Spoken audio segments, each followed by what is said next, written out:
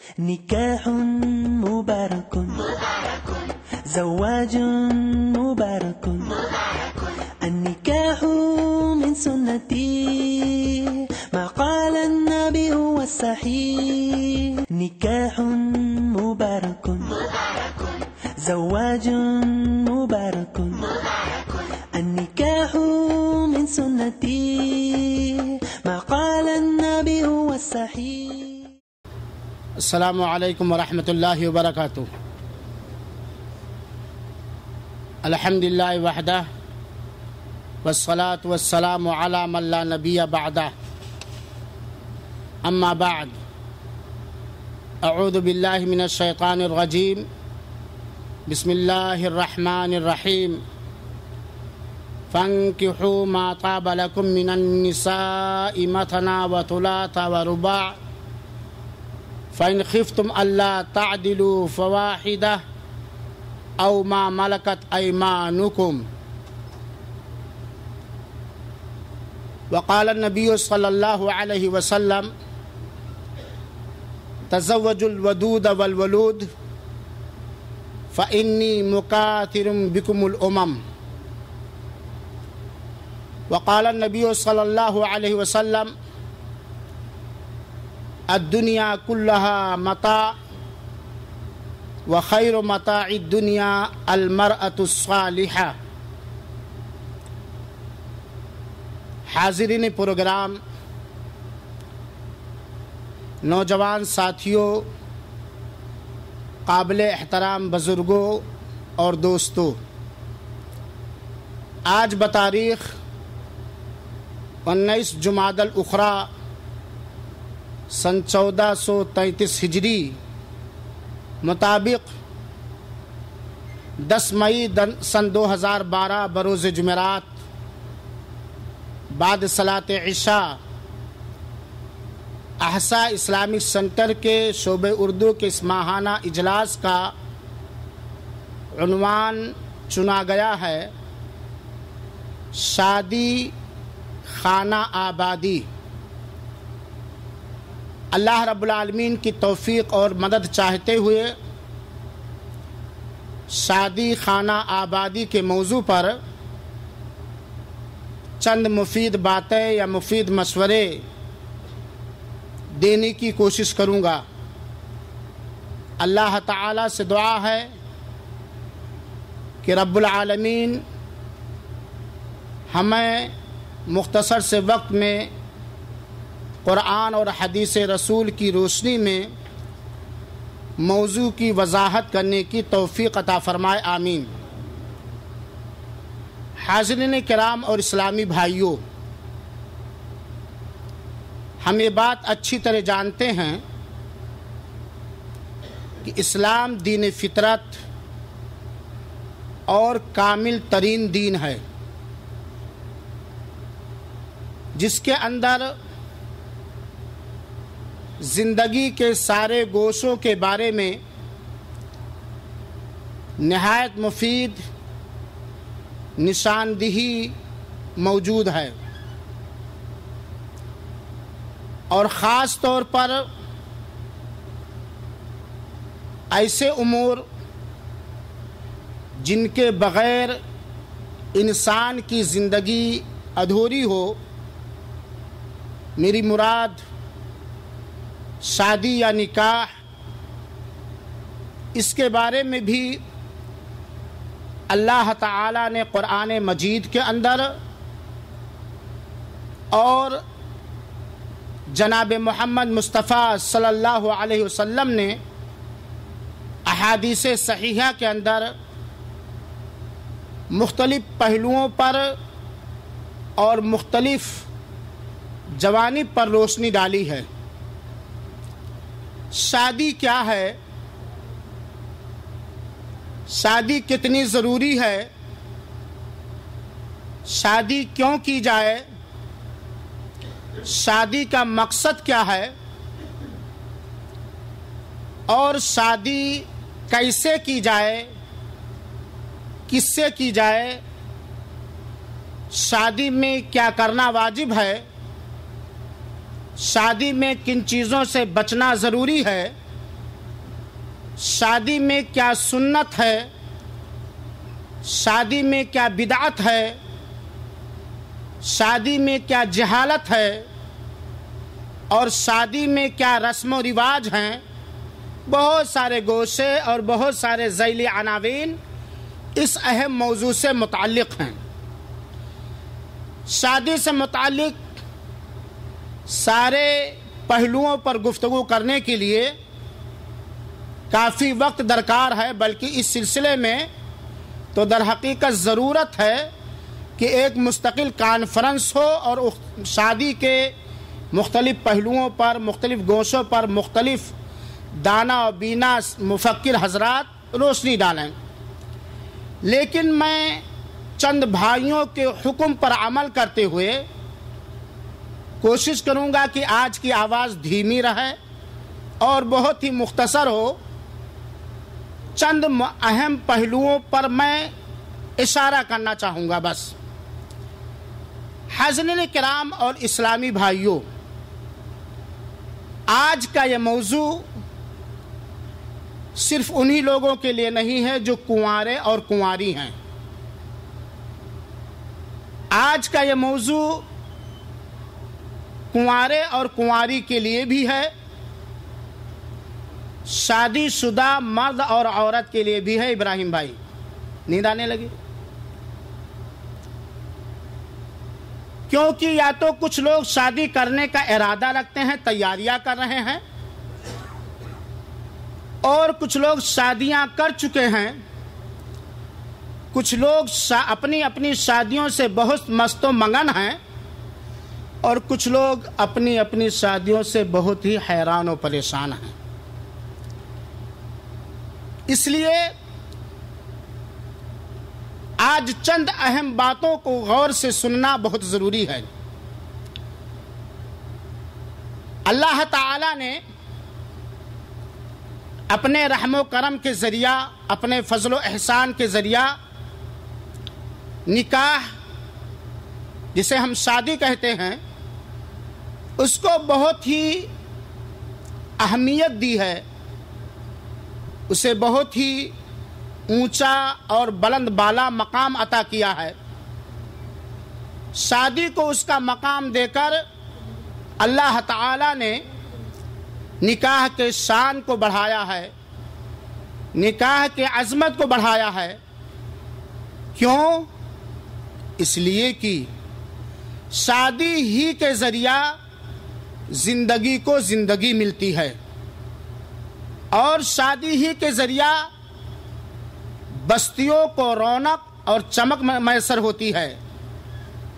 شادی ہی کے ذریعہ جائز طریقے سے نسل انسانیت کو بڑھاوا ملتا ہے۔ قرآن مجید کے اندر اللہ تعالی نے نہ صرف شادی کرنے کی ترغیب دی ہے، بلکہ شادی کی شان کو، نکاح کی اہمیت کو اور نکاح کے مقام اور رتبے کو بھی اللہ تعالی نے وضاحت کے ساتھ بیان فرمایا ہے۔ یقیناً چاہے شادی شدہ ہو یا غیر شادی شدہ ہو، ہر مرد اور عورت بالغ ہونے کے بعد ہی سے اس کے ذہن و دماغ میں شادی جیسی عظیم نعمت کی تڑپ اور چاہت پیدا ہوتی ہے، اور اللہ تعالی نے ہر مرد اور عورت کے اندر نکاح، شادی کا جذبہ رکھا ہے، اور اس کی عظمت فطری طور پر بھی انسان سمجھتا اور جانتا ہے، اور شرعی طور پر تو واضح ہے۔ شادی مردوں اور عورتوں کے لیے کتنا اہم ہے، کتنا ضروری ہے، اس کا اندازہ ہم اس بات سے سمجھ سکتے ہیں کہ جب اللہ تعالی نے آدم علیہ السلام کو پیدا فرمایا، اور اللہ تعالی کا مقصد یہ تھا کہ انسانوں کی نسل بڑھے، اور انسان کو دنیا میں سکون میسر ہو۔ اللہ تعالیٰ نے آدم کو پیدا کیا، اللہ تعالیٰ جانتا تھا، چاہتا تھا کہ انسانوں کی نسل بڑھے، ہماری عبادت کرنے والوں کی تعداد زیادہ ہو اور ہمارے اوپر ایمان لانے والوں کی تعداد، شکر گزاروں کی تعداد زیادہ ہو۔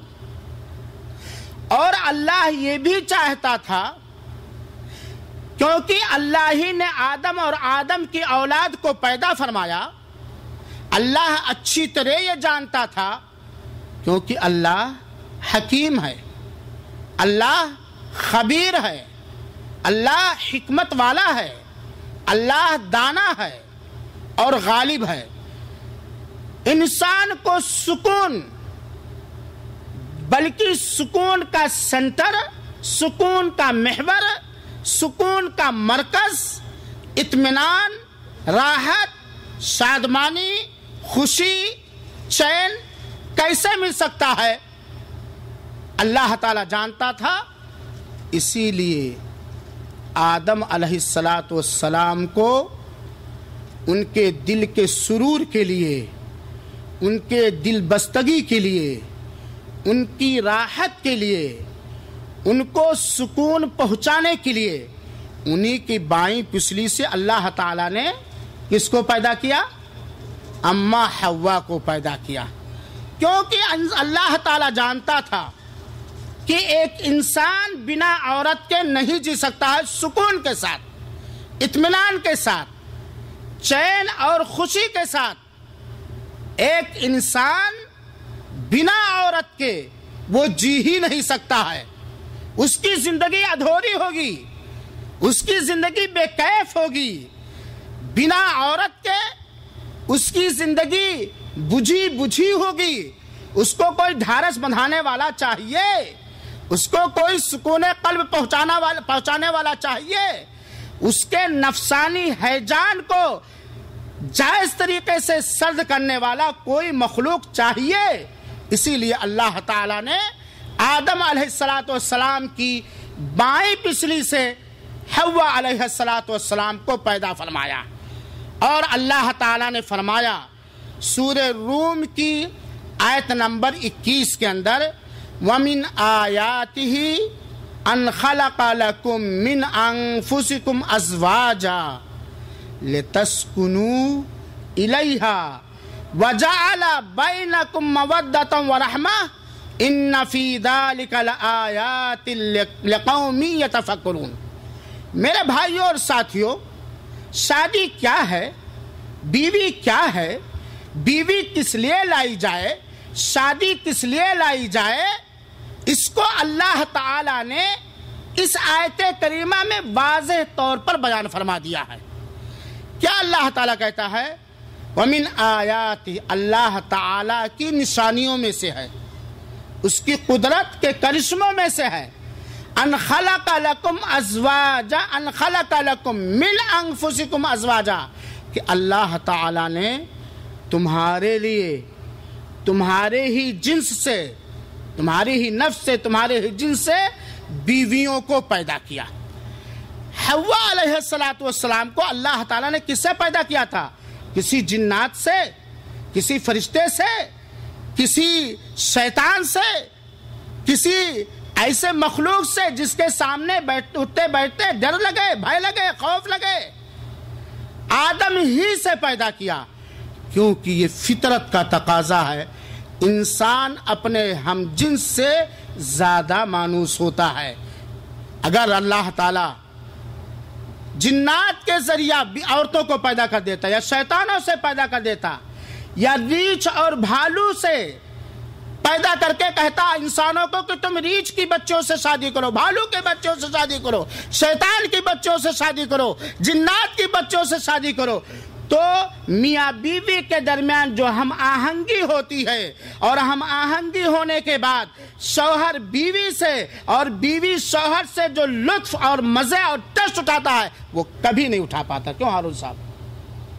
اسی لیے اللہ نے کہا کہ اللہ کے قدرت کے کرشمے ہیں کہ تمہارے ہی جنس سے یعنی انسان سے تمہارے لیے بیویوں کو پیدا کیا. اور کیوں پیدا کیا یہ بھی جان لیں, اور جاننے کے ساتھ ساتھ عمل کرنے کی کوشش کریں. لِتَسْكُنُوا إِلَيْهَا, تاکہ تمہیں ان سے سکون میسر ہو, اطمینان میسر ہو, عیش اور آرام اور تنعم میسر ہو. لِتَسْكُنُوا إِلَيْهَا, تم کہیں بھی حیران و پریشان رہو, تم کہیں بھی بوکھلائے رہو, تم کتنے بھی ٹینشن میں رہو, تم کتنے بھی غم بھی رہو, کہیں بھی رہو, کس حالت میں بھی ہو, تاکہ گھر میں تھکے ہارے آؤ تو تمہیں سکون فراہم کرنے والی ایک مخلوق تمہارے لیے حاضر خدمت رہے. لِتَسْكُنُوا إِلَيْهَا, گویا آیت کریمہ سے یہ بات واضح ہو گئی کہ بیوی انسان کے لیے, شوہر کے لیے سکون کا سامان ہونا چاہیے, زحمت و پریشانی کا سامان نہیں ہونا چاہیے. یہیں سے یہ بات بھی معلوم ہوئی کہ شادی خانہ آبادی, موضوع کا مطلب ہے شادی کیا جائے گھر کو آباد کرنے کے لیے, شادی کی جائے گھر کو معطر کرنے کے لیے, شادی کی جائے گھر میں چمک اور دمک لانے کے لیے, شادی کی جائے گھر میں آنے والوں کے لیے خوشیاں فراہم کرنے کے لیے.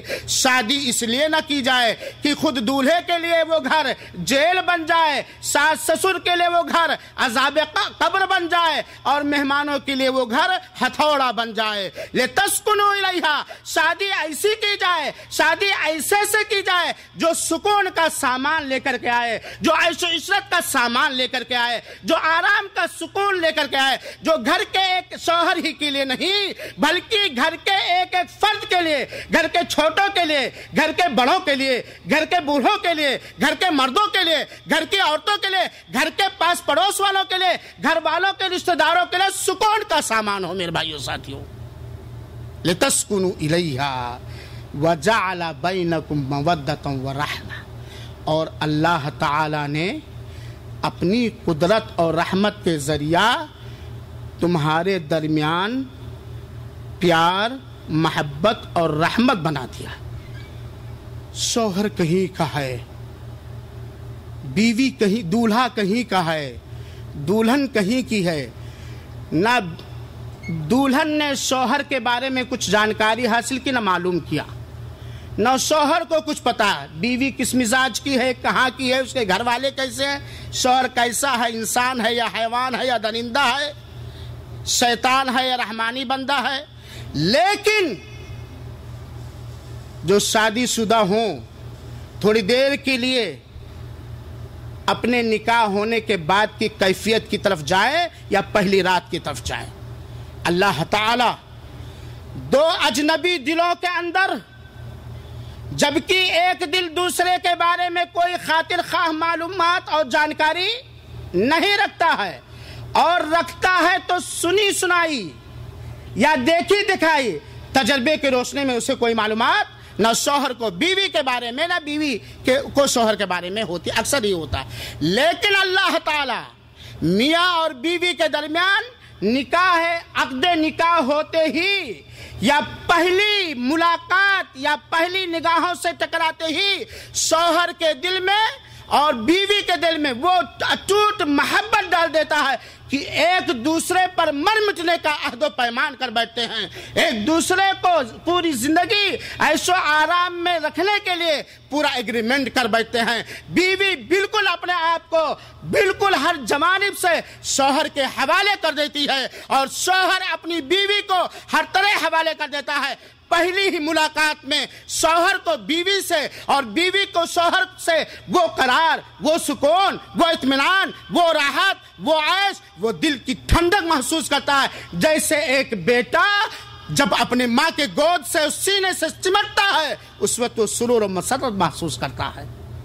وَجَعَلَ بَيْنَكُمْ مَوَدَّةً وَرَحْمَةً إِنَّ فِي ذَلِكَ لَآيَاتٍ لِقَوْمٍ يَتَفَكَّرُونَ.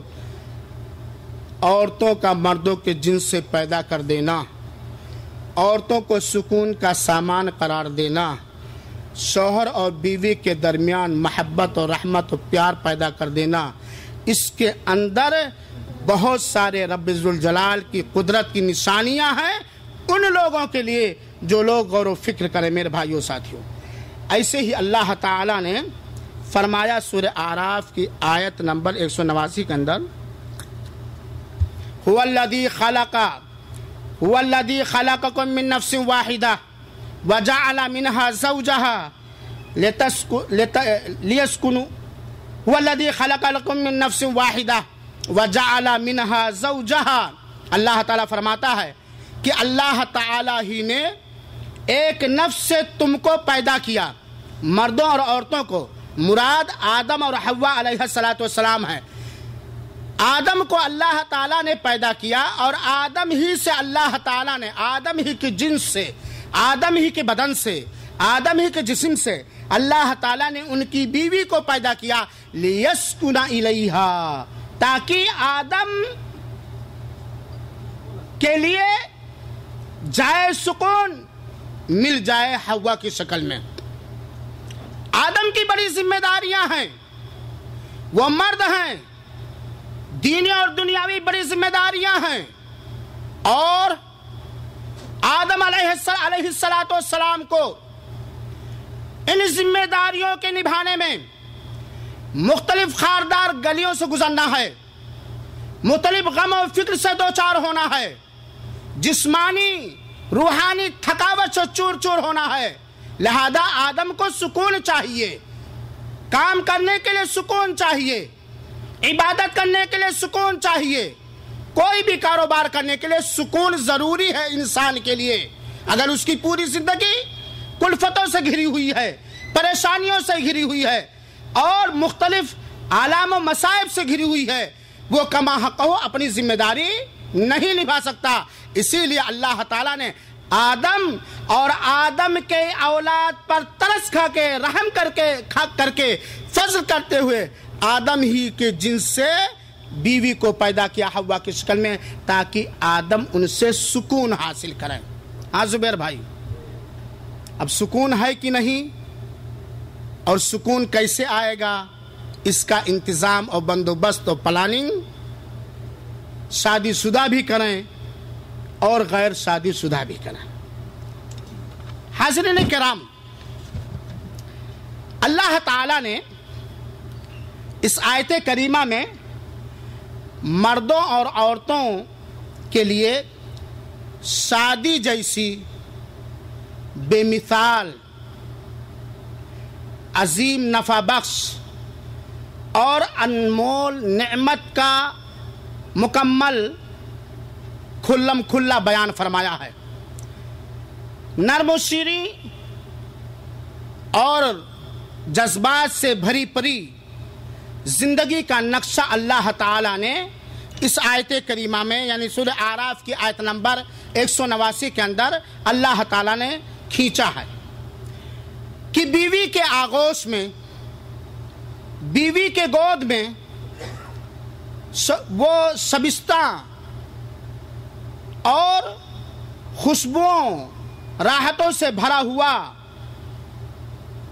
وہ چمن ہے. بیوی کا پہلو، بیوی کا گود انسان کے لیے، مرد کے لیے ہر طرح کے آرام و سکون، اطمینان، جسمانی، روحانی، نفسیاتی، نفسانی، ذہنی راحت و سکون کا وہ چمن ہے جہاں روزی روٹی کی فکر میں حیران و پریشان، جان توڑ محنت، مسلسل بھاگ دوڑ اور دن بھر کی جان لیوا محنت کے بعد جب شوہر سکھ اور چین کی گھڑیاں گزارتا ہے اور تھک کر چور ہو جانے کے بعد نئے سرے سے تازہ دم ہوتا ہے، تب ایسے وقت انسان شادی کی نعمت کو پہچانتا ہے.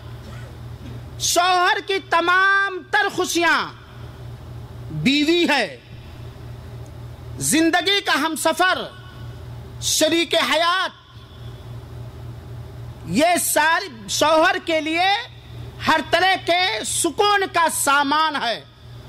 شرط یہ ہے کہ شوہر ہونے سے پہلے سکون والی سے شادی کیا ہو.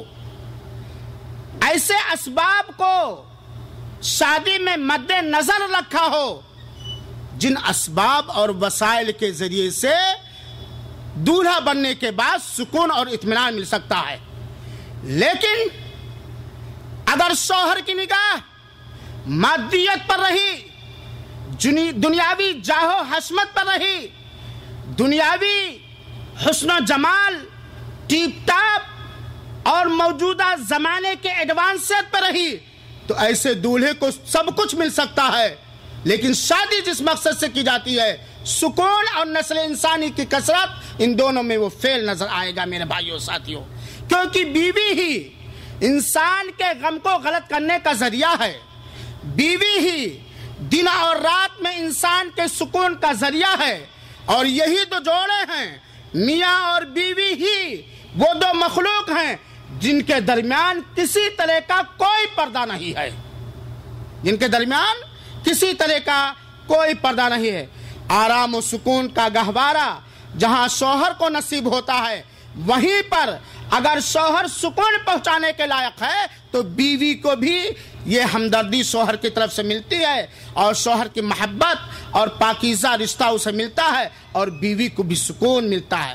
اگر کوئی اس دھرتی پر صاف ستھری زندگی گزارنا چاہتا ہے، اگر کوئی اللہ کی زمین پر سکون سے بھری ہوئی زندگی گزارنا چاہتا ہے، تو اسے ضروری ہے، چاہے وہ لڑکا ہو اور چاہے لڑکی ہو، چاہے لڑکے کے گارجین ہو یا لڑکے کے گارجین ہو، دولہے کو سکون کے لائق بنائے یا خود سکون کے لائق بنائے، اور گھر والی سکون کا بالکل مجسمہ بنا ہو. ورنہ اگر دولہا سکون کا سامان نہیں ہے یا دولہا سکون کا سامان ہے، دلہن ایڑھی یا ٹیڑھی ہے، کسی کو ایک دوسرے سے سکون اور اطمینان نہیں مل سکتا ہے. میرے بھائیوں ساتھیوں، شادی کہتے کسے ہیں؟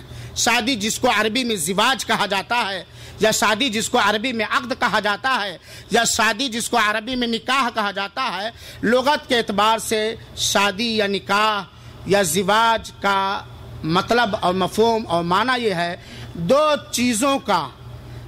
چیزوں کا آپس میں اس طرح مل جانا کہ وہ دونوں ایک ہو جائیں. لغوی اعتبار سے زواج کا یہ معنی ہے، دو چیزوں کا آپس میں اس طرح مل جانا کہ دو ہونے کے باوجود ایک ہو جائیں، یعنی دو بدن، اسلم صاحب، ایک جان ہو جائے. اب اس سے آپ سمجھ لیجئے کہ شوہر کی کیا اہمیت ہے اور شوہر کو کس طرح ہونا چاہیے، اور بیوی کی کیا اہمیت ہے اور بیوی کو کس طرح ہونا چاہیے. گویا شوہر جذبہ محبت و شفقت اور شوق کے تحت اپنی بیوی کو اپنے سینے سے اس طرح لگاتا ہے جس طرح ماں اپنے بچے اور بیٹے کو اپنے سینے سے لپیٹ لیتی ہے، چمٹا لیتی ہے.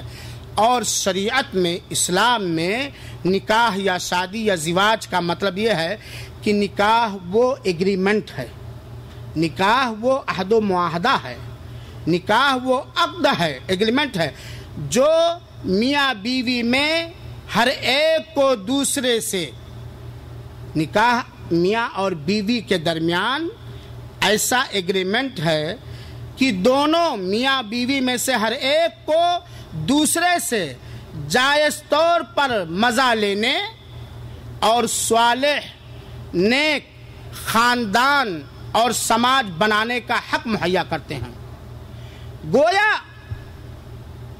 نکاح کرنے والا اپنی بیوی سے ہونے والی بیوی سے یا بیوی اپنے شوہر سے یہ ایگریمنٹ کرتی ہے کہ ہم دونوں ایک دوسرے کو مکمل سکون پہنچائیں گے، اور ہم دونوں اللہ سے مدد چاہتے ہوئے، اللہ تعالیٰ سے مانگتے ہوئے ایک نیک خاندان کے جنم کا سبب بنیں گے، اور ایک نیک اور قوم و ملت کو ایک صالح، سنجیدہ، دیندار، ہوشیار سماج دیں گے، لڑکی کی شکل میں اور لڑکے کی شکل میں. یہ نکاح کی تعریف ہے میرے بھائیوں.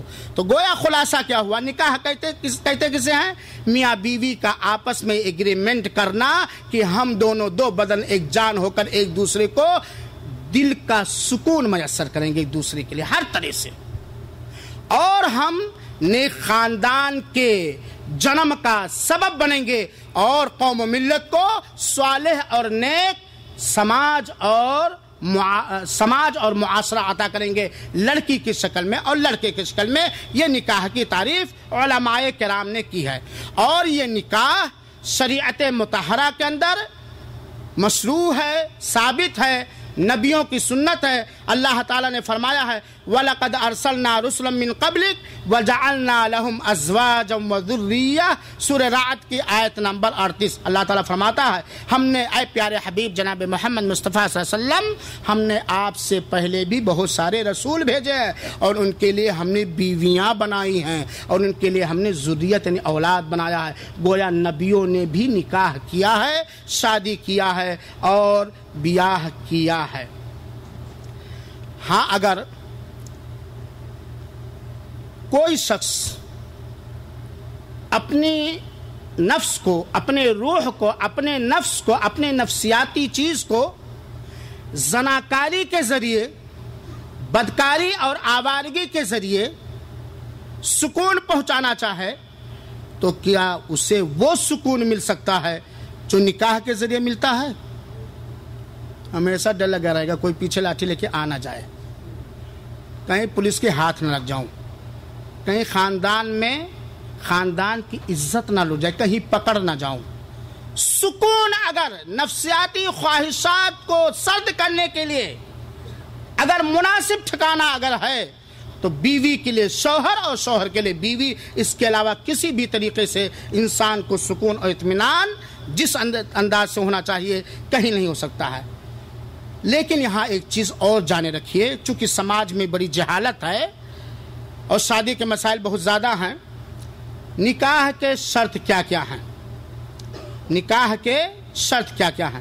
یقیناً شرعی احکام کو اللہ تعالیٰ نے بنایا ہے، شریعت کے احکام کو، شریعت کے نظام و دستور کو، قانون کو اللہ تعالیٰ نے بنایا ہے، جو حکمتوں سے بھرا ہوا حکیم ہے، جو ہر چیز کے بارے میں مکمل آگاہ اور باخبر اور خبیر ہے۔ شریعت کے احکام اللہ تعالیٰ کی جانب سے اتارے گئے ہیں، اور اللہ تعالیٰ اس بات کو بخوبی جانتا ہے کہ مخلوق کے لیے کیا نفع بخش ہے اور مخلوق کے لیے کیا نقصان دہ۔ اللہ تعالیٰ جانتا ہے کہ مخلوق کے لیے کیا نقصان دہ ہے اور مخلوق کے لیے کیا نفع بخش ہے، اسی لیے اللہ تعالیٰ نے نفع بخش چیزوں کے استعمال کرنے کی اجازت دی ہے اور نقصان دہ چیزوں سے روکا ہے۔ تو اللہ تعالیٰ نے شادی کے کچھ شرط متعین کیے ہیں۔ پہلی شرط کیا ہے شادی کے لیے؟ ذرا غور سے سنیے گا۔ میاں بیوی کا شادی کرنے کے لیے راضی ہونا۔ کیا مطلب؟ راضی تو ہر ایک ہے۔ ابراہیم بھائی تو 2 کے چکر میں پڑے ہوئے ہیں، اللہ ان کو 3 بیویاں نصیب فرمائیں۔ میاں بیوی کی باہمی رضامندی، چنانچہ مرد اور عورت میں سے کسی کو کسی سے شادی کرنے پر زبردستی نہیں کیا جا سکتا۔ فاطمہ ہے اور اکرم ہے، اکرم راضی ہو فاطمہ سے شادی کرنے کے لیے اور فاطمہ بھی راضی ہو اکرم سے شادی کرنے کے لیے، ایسا نہیں ہو سکتا ہے کہ اکرم فاطمہ سے شادی کرنے کے لیے راضی دلی طور پر نہیں ہے، ہم زبردستی اکرم کی شادی فاطمہ سے کر دیں، یا فاطمہ دلی طور پر اکرم سے شادی کرنے کے لیے راضی نہیں ہے لیکن فاطمہ کے گارجین زبردستی اکرم سے شادی کر دیں، یہ شادی صحیح اور جائز نہیں۔ بات سمجھ میں آ گئی کہ نہیں آ گئی؟ تو میاں اور بیوی کا آپس میں شادی کرنا، شادی میں ولی کی اجازت بچیوں کے لیے ضروری ہے، لیکن ولی اور سرپرست بھی نہ لڑکا تو خود اپنا سرپرست ہے، بچوں کا ولی اور سرپرست بھی بچی پر شادی کرنے میں زور اور زبردستی نہیں کر سکتا ہے۔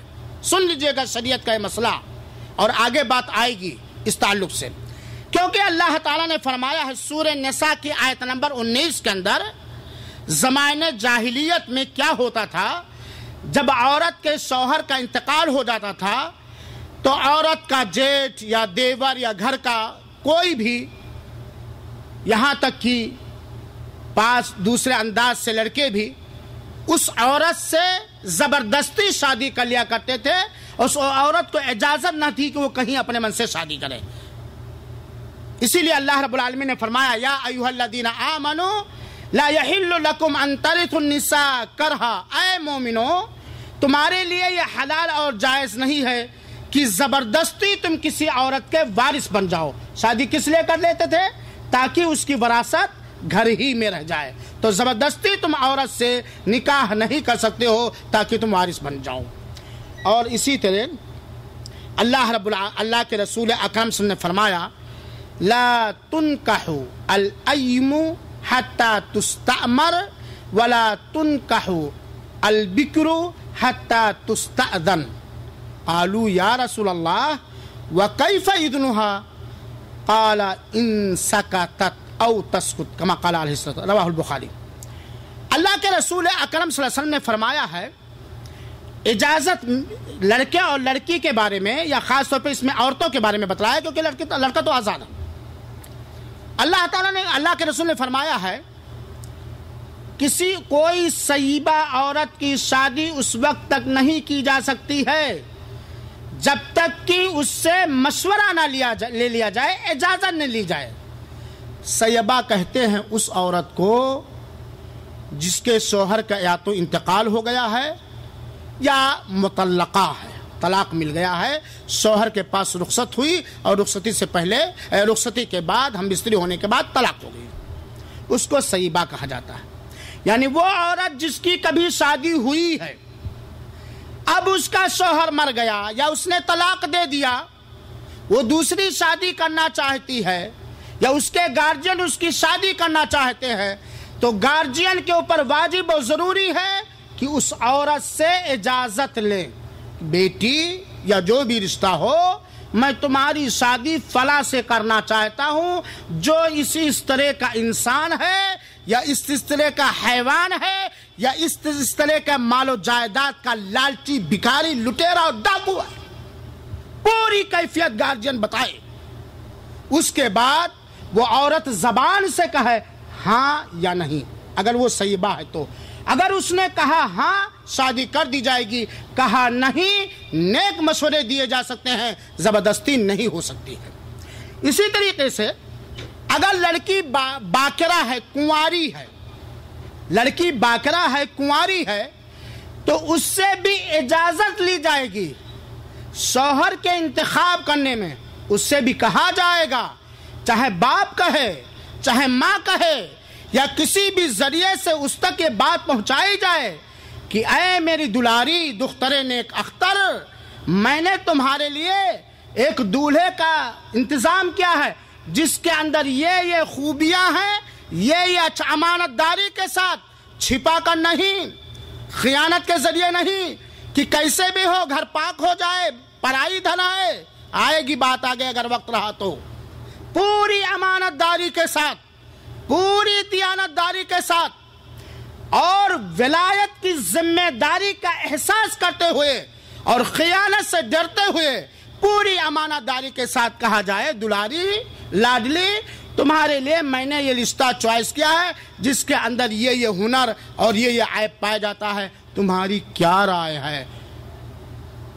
اب کنواری اگر ہے، اس نے زبان سے اجازت دے دی، اجازت مانی جائے گی، لیکن یہ سننے کے بعد وہ خاموش رہی، گونگی بہری بیٹھی رہی، تو اس کا یہ خاموش رہنا اس کی طرف سے اجازت مانی جائے گی۔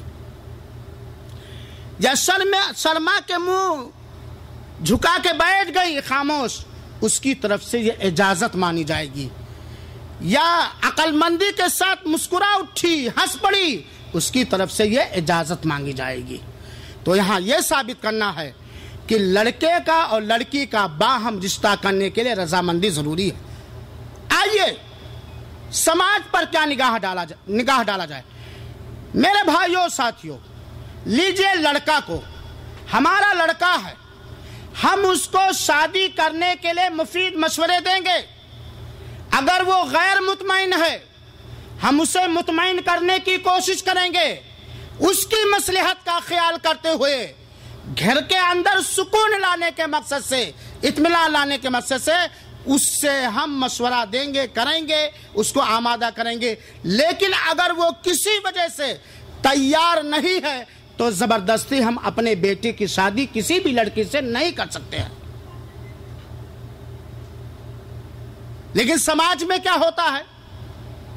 بسا اوقات بچے پر اس طرح پریس ڈالا جاتا ہے، زور ڈالا جاتا ہے کہ وہ یا تو مجبور ہو کر کڑوا نوالا نگل لے، زندہ مکھی نگل لے، اور یا والدین کے در سے ٹھکرا دیا جائے۔ لیکن یہاں یہ بات بھی نوجوان لڑکوں کو اپنے ذہن و دماغ میں رکھنا چاہیے کہ باپ یا ماں، اکثر باپ اور ماں یہ بیٹے کے خیر خواہ ہوتے ہیں، بدخواہ نہیں ہوتے ہیں۔ اگر باپ نے کوئی رشتہ دیکھا ہے یا ماں نے اپنے بیٹے کے لیے کوئی رشتہ دیکھا ہے، کسی وجہ سے اگر وہ لڑکی پسند نہیں آتی، اگر دین کی حیثیت سے وہ لڑکی پسند نہیں آ رہی ہے، بالکل صاف کر دے کہ دینی اعتبار سے یہ لڑکی زیرو اور فیل ہے، میں ایسے کو اپنا رفیق حیات نہیں بنا سکتا، اور اس پر باپ اور ماں کو کوئی تکلیف نہیں ہونی چاہیے۔ لیکن اگر دیندار لڑکی ہے، باپ اور ماں نے اس کے لیے چوائس کیا ہے، تو اس کو اپنے فیصلے پر کہ میں نہیں کروں گا، اس پر دوبارہ غور فکر کرنا چاہیے۔ لیکن غور فکر کرنے کے باوجود یا بنا غور فکر کیے ہوئے اگر لڑکے نے انکار کر دیا تو ماں اور باپ اس کو زبردستی شادی میں اس کی زبردستی نہیں کر سکتے ہیں، لڑکے کو یہ اختیار ہے۔ رہا لڑکی کا مسئلہ، تو لڑکی میں بھی یہ بات ہے، ماں اور باپ زبردستی اپنی بیٹی کی یا اپنے ماتحت کی کسی لڑکی سے شادی نہیں کر سکتے جب تک کہ لڑکی اجازت نہ دے دے۔ ہاں یہاں ایک مسئلہ اور سن لیجئے گا، اگر لڑکی کا پیغام نکاح دینے والا نیک انسان ہے جس کے دین اور خلق سے ہم مطمئن ہیں، اگر ہم شادی اس سے نہیں کرتے ہیں، کسی بے دین سے کرتے ہیں، تو ولی گنہگار ہوگا، اس نے خیانت کی۔ اور یہاں یہ بھی جان لیں کہ اگر لڑکی نے کسی ایسے کا انتخاب کیا جو بے دین ہے، بد کردار ہے، بد اخلاق ہے، اور ہر وہ آدمی بے دین ہے جس کا عقیدہ صحیح نہ ہو، اور ہر وہ آدمی بے دین ہے جس کے ہاں ارکان اسلام کی پابندی نہ ہو، ایسی صورت میں ولی شادی کرنے کی اجازت اگر دے گا تو ولی گنہگار ہوگا، اور اگر شادی کرنے کی اجازت نہیں دیا تو ولی گنہگار نہیں ہوگا۔ لڑکی نے انتخاب کیا ہے، ہم ایسے لڑکے سے شادی کریں گے جو دین میں کورا، اندھا، بہرا، بالکل بددین ہے، بے تہذیب ہے، شریعت کا کوئی پاس و لحاظ ہے نہیں، یا ہے تو بہت مختصر۔ ایسی صورت میں ولی کی ذمہ داری ہے کہ ایسے شوہر سے، ایسے دولہے سے شادی، ایسے لڑکے سے شادی کرنے کی اجازت نہ دے پوری زندگی۔ اور مسلمان بچیوں کو بھی چاہیے، بات انشاءاللہ آگے آئے گی، مسلمان بچیوں کو بھی چاہیے، اور میں دنیا کی ساری عورتوں تک آسا اسلامی سینٹر کی اسٹیج سے یہ پیغام سہانا پہنچانا چاہتا ہوں کہ اے مسلمانوں کی عورتوں، اے مسلمانوں کی بچیاں، اگر تمہارا لالچی باپ یا تمہاری مطلب پرست ماں تمہارے لیے ایسا رفیق سفر اور دولہا تلاش کرے جس کے اندر انسانیت نہ ہو، جس کے اندر دینداری نہ ہو، جس کے اندر شریعت کی پاس و لحاظ نہ ہو، تم بڑے جرات مندی کے ساتھ، بڑی ہمت کے ساتھ، بڑی بہادری کے ساتھ سماج سے ٹکرا جاؤ، ایسے خاندان سے ٹکرا جاؤ، ایسے باپ اور ماں کو لات مار دو جو تمہاری زندگی میں ایسے رفیق حیات کو پسند کر رہا ہے جو تمہارے لیے جہنم کا ذریعہ بن جائے گا، دنیا میں بدبختی کا سامان بن جائے گا۔ تم پوری زندگی کنواری رہ کے گزار لینا، اپنے لیے پسند کرو، لیکن یہ پسند نہ کرو کہ میرے پہلو میں شیطان کی اولاد سوئے، میرے جسم سے شیطان کی اولاد مزہ اٹھائے، میری خدمت اللہ کے نافرمان بندے سے، میری خدمت کا فائدہ اللہ کا نافرمان بندہ اٹھائے۔ یہ اگر میتھڈ ہمارے گارجینوں کے اندر، ہماری بچیوں کے اندر یہ سوچ، یہ فکر اگر پیدا ہو جاتی تو نوجوانوں کو نیک بننا پڑتا، نوجوانوں کو دین سیکھنا پڑتا، نوجوانوں کو شریعت سیکھنی پڑتی، نوجوانوں کو شریعت پہ رہنا پڑ رہا، ورنہ اگر عورتیں بچیاں دیندار ہوتی تو بدکاری کا کوئی راستہ نہ ہوتا اور یہ بیویاں بھی نہ پاتے، لاچار ہو کے مجبور ہو کر کے دین پہ آ کے جھکتے، تب جا کر کے ان کو بیوی اور سکون پہنچانے والی نعمت ملتی۔ تو میاں اور بیوی کا آپس میں رضامند ہونا ضروری ہے۔ دوسری شرط نکاح کے لیے ہے ولی کا ہونا، اور یہ ہے لڑکی کے سلسلے میں لڑکا اپنا سرپرست اور اپنا ولی خود ہے، لڑکے کا کوئی شادی میں ولی نہیں ہے۔ لڑکی بنا ولی کے نکاح اگر کیا گیا تو نکاح نہ صحیح ہوگا نہ جائز، کیونکہ اللہ کے رسول نے فرمایا ہے لا نکاح الا بولی، بنا ولی کے نکاح درست نہیں ہے۔ اور اگر کسی عورت کی شادی اس کے شرعی بنا ولی کے اجازت کے ہو گئی، وہ نکاح نہیں ہوگا، وہ زندگی بھر حرام کاری ہوگی۔ چنانچہ کورٹوں میں جا کر کے جو بنا ولی کی اجازت کے، لڑکی کے بنا ولی کی اجازت کے شادیاں کر لیتے ہیں، وہ شادی نہیں ہے، وہ بدکاری ہے۔ ولی کا ہونا ضروری ہے، اور ولی چاہے باپ ہو، چاہے دادا ہو، چاہے سگا بیٹا ہو یا سگا بھائی ہو، یا باپ کا بیٹا ہو یا سگا چچا ہو، وغیرہ وغیرہ، تو ولی کا ہونا ضروری۔ کچھ علماء کرام نے نکاح کی شرطوں میں سے ایک شرط اور ذکر کیا ہے، وہ کیا ہے؟ برابری، جس کو عربی میں کفو کہا جاتا ہے۔ کفو کا ہونا یعنی لڑکا اور لڑکی ہم پلہ برابر ہوں، لیکن کس چیز میں کفو؟ کچھ فقہ والوں نے تو ذات پات کو کفر بنایا ہے، اور کچھ لوگوں نے جاہ و حسب کو کفر بنایا ہے، اور کچھ لوگوں نے مال و دولت کو کفر بنایا ہے۔ لیکن برابری کس میں دیکھی جائے گی؟ صرف دین کے اندر۔ کفر کس میں دیکھا جائے گا؟ صرف دین کے اندر۔ دین میں برابری، یعنی نیک لڑکی کی شادی نیک لڑکے سے ہو، نیک لڑکے کی شادی نیک لڑکی سے ہو۔ الطیبون للطیبات والطیبات، جیسا کہ اللہ رب العالمین نے فرمایا پاک باز مرد پاک باز عورتوں کے لیے ہیں، پاک باز عورتیں پاک باز مرد کے لیے ہیں۔ دین میں ہم پلہ دیکھا جائے گا، برابری جو دیکھی جائے گی، کفو جو دیکھا جائے گا دین میں اور اخلاق میں۔ شریعت کے اندر جاہ و حسمت کی کوئی قدر نہیں، مال و دھن کی کوئی ویلو نہیں، اور شریعت کے اندر یہ جو ہمارے ہندوستان اور پاکستان کے اندر جہالت پر مبنی برادریاں، یہ شیخ ہے، یہ فقیر ہے، یہ انصاری ہے، یہ جلاہا ہے، یہ خان ہے، یہ پٹھان ہے، شریعت میں اس کا کوئی انٹرفیئر نہیں ہے میرے بھائیوں ساتھیوں۔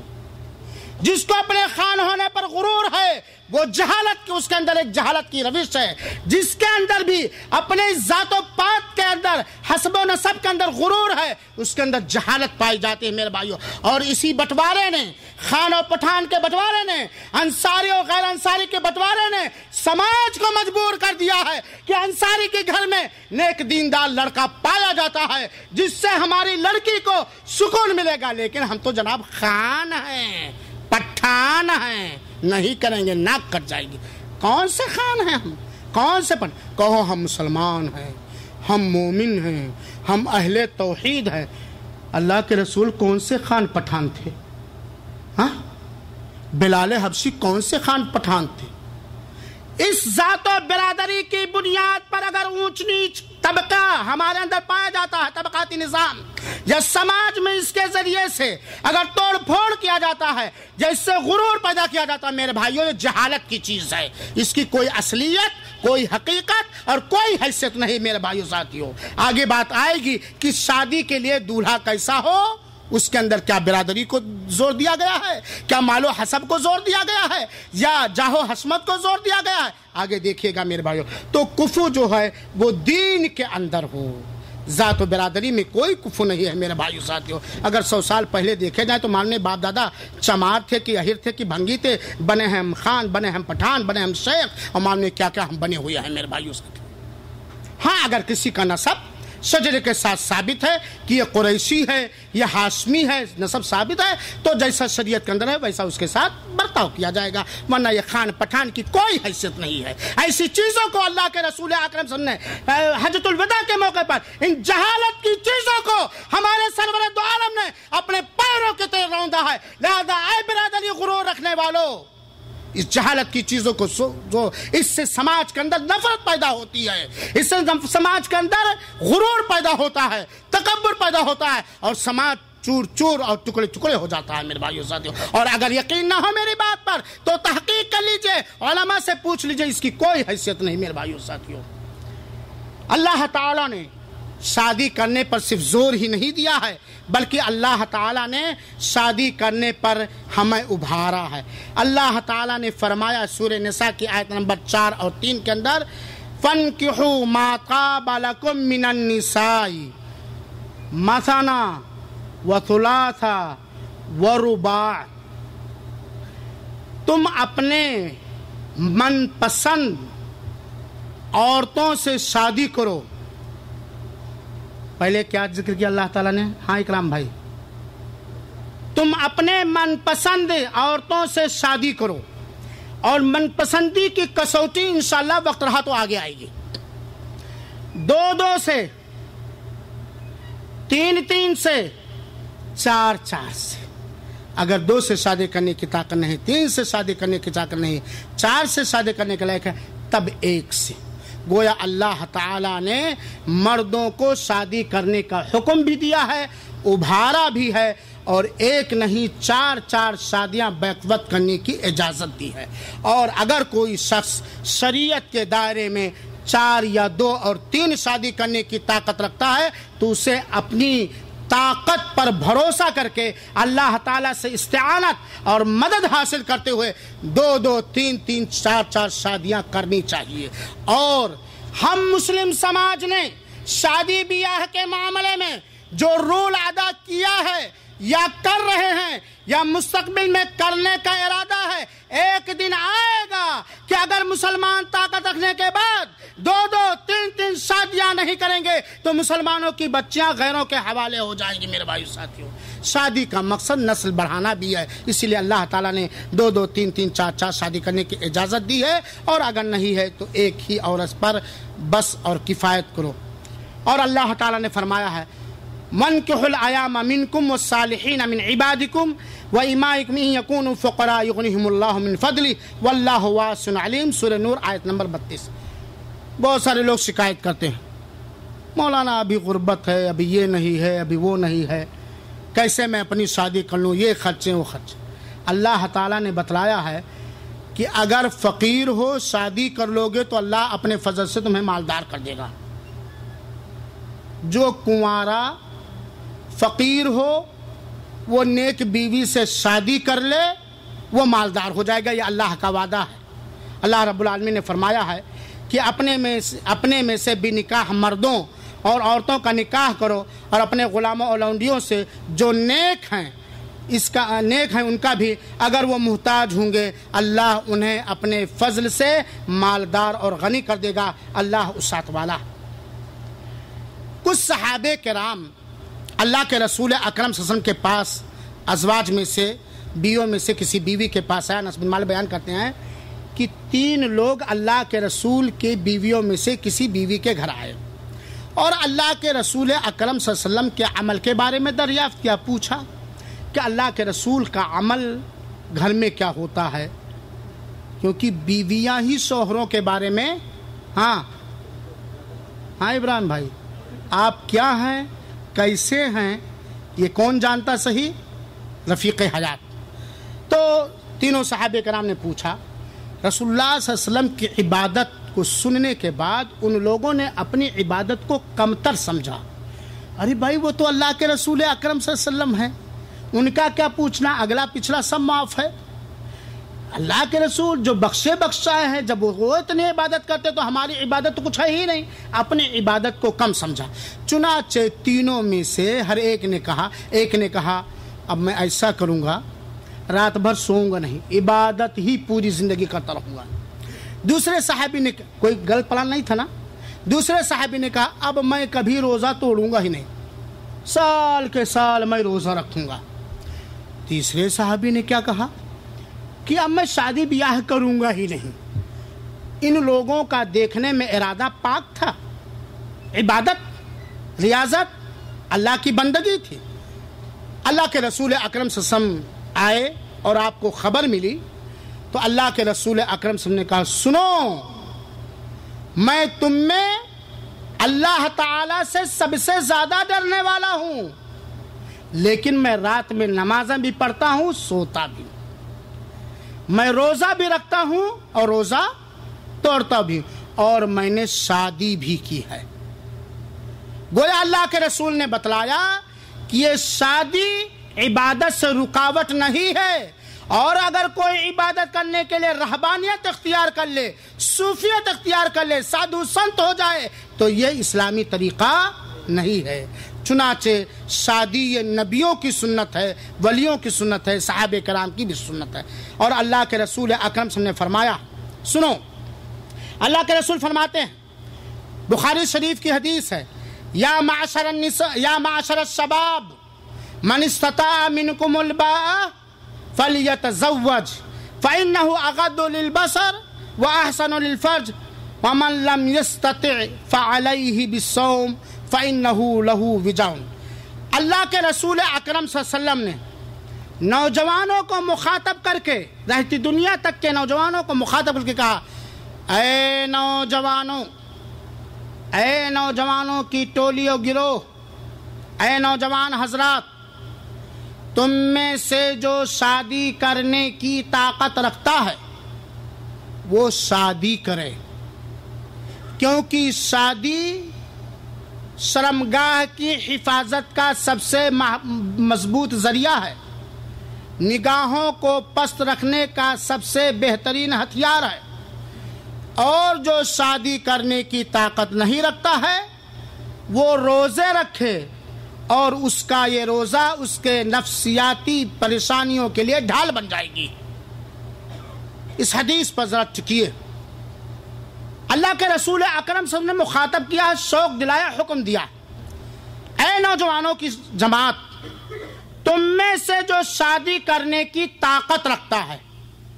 اب آئیے دیکھا جائے کہ شادی کی طاقت کا مطلب کیا ہے. اگر کوئی نوجوان اس کے اندر بیوی کے حقوق ادا کرنے کی جسمانی طاقت موجود ہے اور بیوی کے جائز خرچ برچ برداشت کرنے کی مالی طاقت موجود ہے, اسے شادی کرنا چاہیے. تو شادی کے لیے کیا چاہیے؟ جسمانی طاقت اور مالی طاقت. یہ جب دو طاقتیں ہمارے پاس ہیں تو ہم شادی کریں. یہاں ایک چیز اور ذرا سنیے گا یا غور کیجیے گا. کس کو مخاطب کیا اللہ تعالیٰ نے, اللہ کے رسول نے؟ مردوں کی کہ عورتوں کو؟ نوجوانوں کو, نوجوان مردوں کو. اور نوجوان مرد کے اندر شادی کرنے کی جو طاقت ہونی چاہیے وہ کیا کیا بتلایا ہے؟ جسمانی طاقت اور مالی طاقت. گویا بیوی کے خرچ برچ نکاح کے وقت سے لے کر کے جب تک اس کی زوجیت میں ہے وہ ذمہ داری کس کے اوپر ہے؟ کس کے اوپر ہے؟ کس کے اوپر ہے؟ تب یہ نعرہ سماج کے اندر کیوں ہے, دولہا بکتا ہے کون خریدے گا؟ یہ نعرہ جہیز کا نعرہ سماج کے اندر کیوں ہے؟ اگر تو ہجڑا ہے, اگر تیرے اندر اپنی بیوی اور بچوں کے خرچ برداشت کرنے کی طاقت نہیں ہے تو شریعت نے تیرے لیے دوسرا حل نکالا ہے، وہ یہ کہ تو روزہ رکھے، یا شادی کرنے کے لیے کوئی تجھے زکوٰۃ دے دے یا صدقہ دے دے یا امداد کر دے، لیکن تو ڈکیتی کر کے شادی نہیں کرے گا، بھک منگا بن کر کے شادی نہیں کرے گا، بیٹی کے باپ کا گلا دبا کر کے تو شادی نہیں کرے گا، بیٹی کے گھر والوں کے لیے زحمت بن کر کے تو شادی نہیں کرے گا۔ اگر تیرے اندر مردانگی ہے، اگر تیرے اندر بیوی کے خرچ برداشت کرنے کی طاقت ہے تب تو شادی کر، ورنہ جا زکوٰۃ ڈھونڈ، صدقہ ڈھونڈ، بھیک مانگ غیروں سے، مجبور ہو بیوی بیٹی کا سہارا لے کر کے ایک بوڑھے باپ کا گلا دبا کر کے ظالم نہ بن، ورنہ قیامت کے دن تیرا نتیجہ بڑا بھیانک ہوگا۔ بات آگے آئے گی، وقت رہا اگر صبر کے تو میں بتاؤں گا میرے بھائیوں سے۔ تو شادی کے لیے چیز اللہ کے رسول نے ابھارا ہے کہ طاقت ہو چنانچہ تم شادی کرو۔ اور دوسری خوشخبری سنیے، اللہ کے رسول اکرم صلی اللہ علیہ وسلم فرمایا ثلاثۃ حق علی اللہ عنہم، تین طرح کے لوگ، ہارون بھائی ایسے ہیں، آپ مبرز ہیں اس لیے آپ کو بڑا دھیان دینا پڑے گا، تین طرح کے لوگ ایسے ہیں کہ اللہ پر ان کا حق ہے کہ اللہ ان کی مدد کرے، اللہ پر ان کا حق بن جاتا ہے کہ اللہ ان کی مدد کرے۔ پہلا وہ آدمی، ایک وہ آدمی جو اللہ کی راہ میں لا الہ الا اللہ کی سربلندی کے لیے جہاد کے لیے نکلا ہو، اللہ پر حق ہے کچھ مجاہد کہ اللہ کیا کرے، اور اللہ بندوں کا حق ادا کرتا کہ نہیں کرتا۔ دوسرا وہ آزاد مکاتب، جو آزاد مکاتب کے ذریعے آزاد ہونا چاہے اور ادا کرنے کی صحیح نیت رکھے۔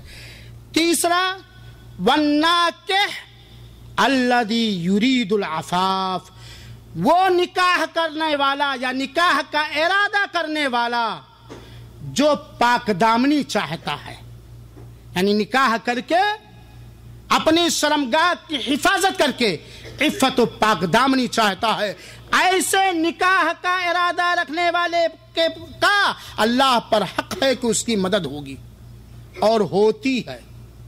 آپ لوگ دیکھ لیجئے کتنے ایسے رہے ہوں گے کہ شادی کے وقت ایک پیسہ کماتے نہیں رہیں گے، لیکن اللہ نے کسی ذریعے سے مدد کی، آج 2-4 بچے ہیں۔ تو میرے بھائیوں، یہ شادی کی برکت ہے اور یہ شادی کا شوق ہے میرے بھائیوں۔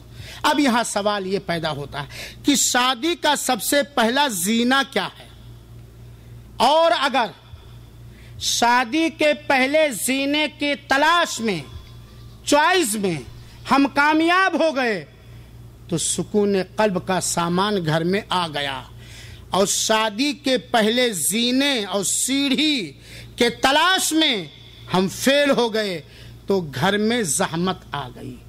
بات سمجھ میں آ گئی ہے؟ پہلا زینہ مضبوط رہے گا تب اوپر چڑھ پا، پہلا ہی ٹوٹ گیا تو ہاں اسی نہیں چلے گی۔ بھائی میرے بھائی اور ساتھیوں، اگر کسی سے پوچھا جائے، کسی نوجوان سے، کیا شادی کرنے کا ارادہ ہے، یقیناً وہ کہے گا ہم شادی کرنا چاہتے ہیں۔ گھر میں لڑکا بالغ ہو گیا، باپ کی للچائی نگاہ بہوؤں پر بھٹکتی پھرتی ہے۔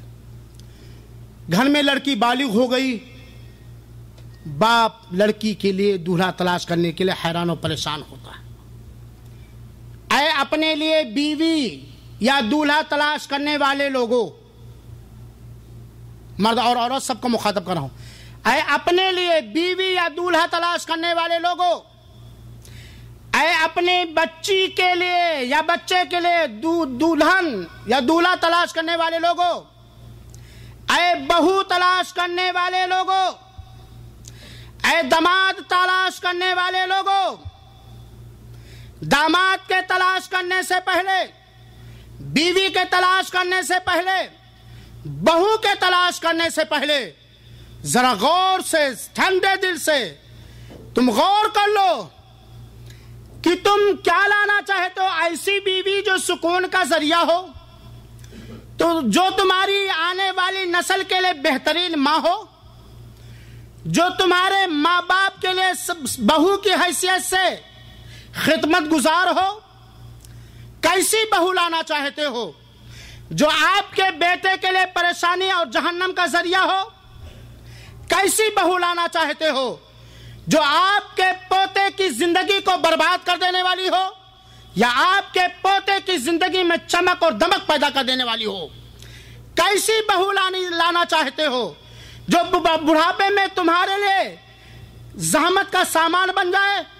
कैसी बीवी, कैसी बहू, कैसा दामाद और कैसा शोहर इख्तियार करना चाहते हो जो तुम्हारे लिए भी खैर का जरिया हो, औलाद के लिए भी खैर का जरिया हो, खैशो अकारिब के लिए भी खैर का जरिया हो, रिश्तेदारों के लिए भी खैर का जरिया हो, मोहल्ले वालों के लिए भी खैर का जरिया हो, गांव और समाज वालों के लिए भी खैर का जरिया हो? या परेशानी लाना चाहते हो, जहर लाना चाहते हो, या आबे जमजम लाना चाहते हो?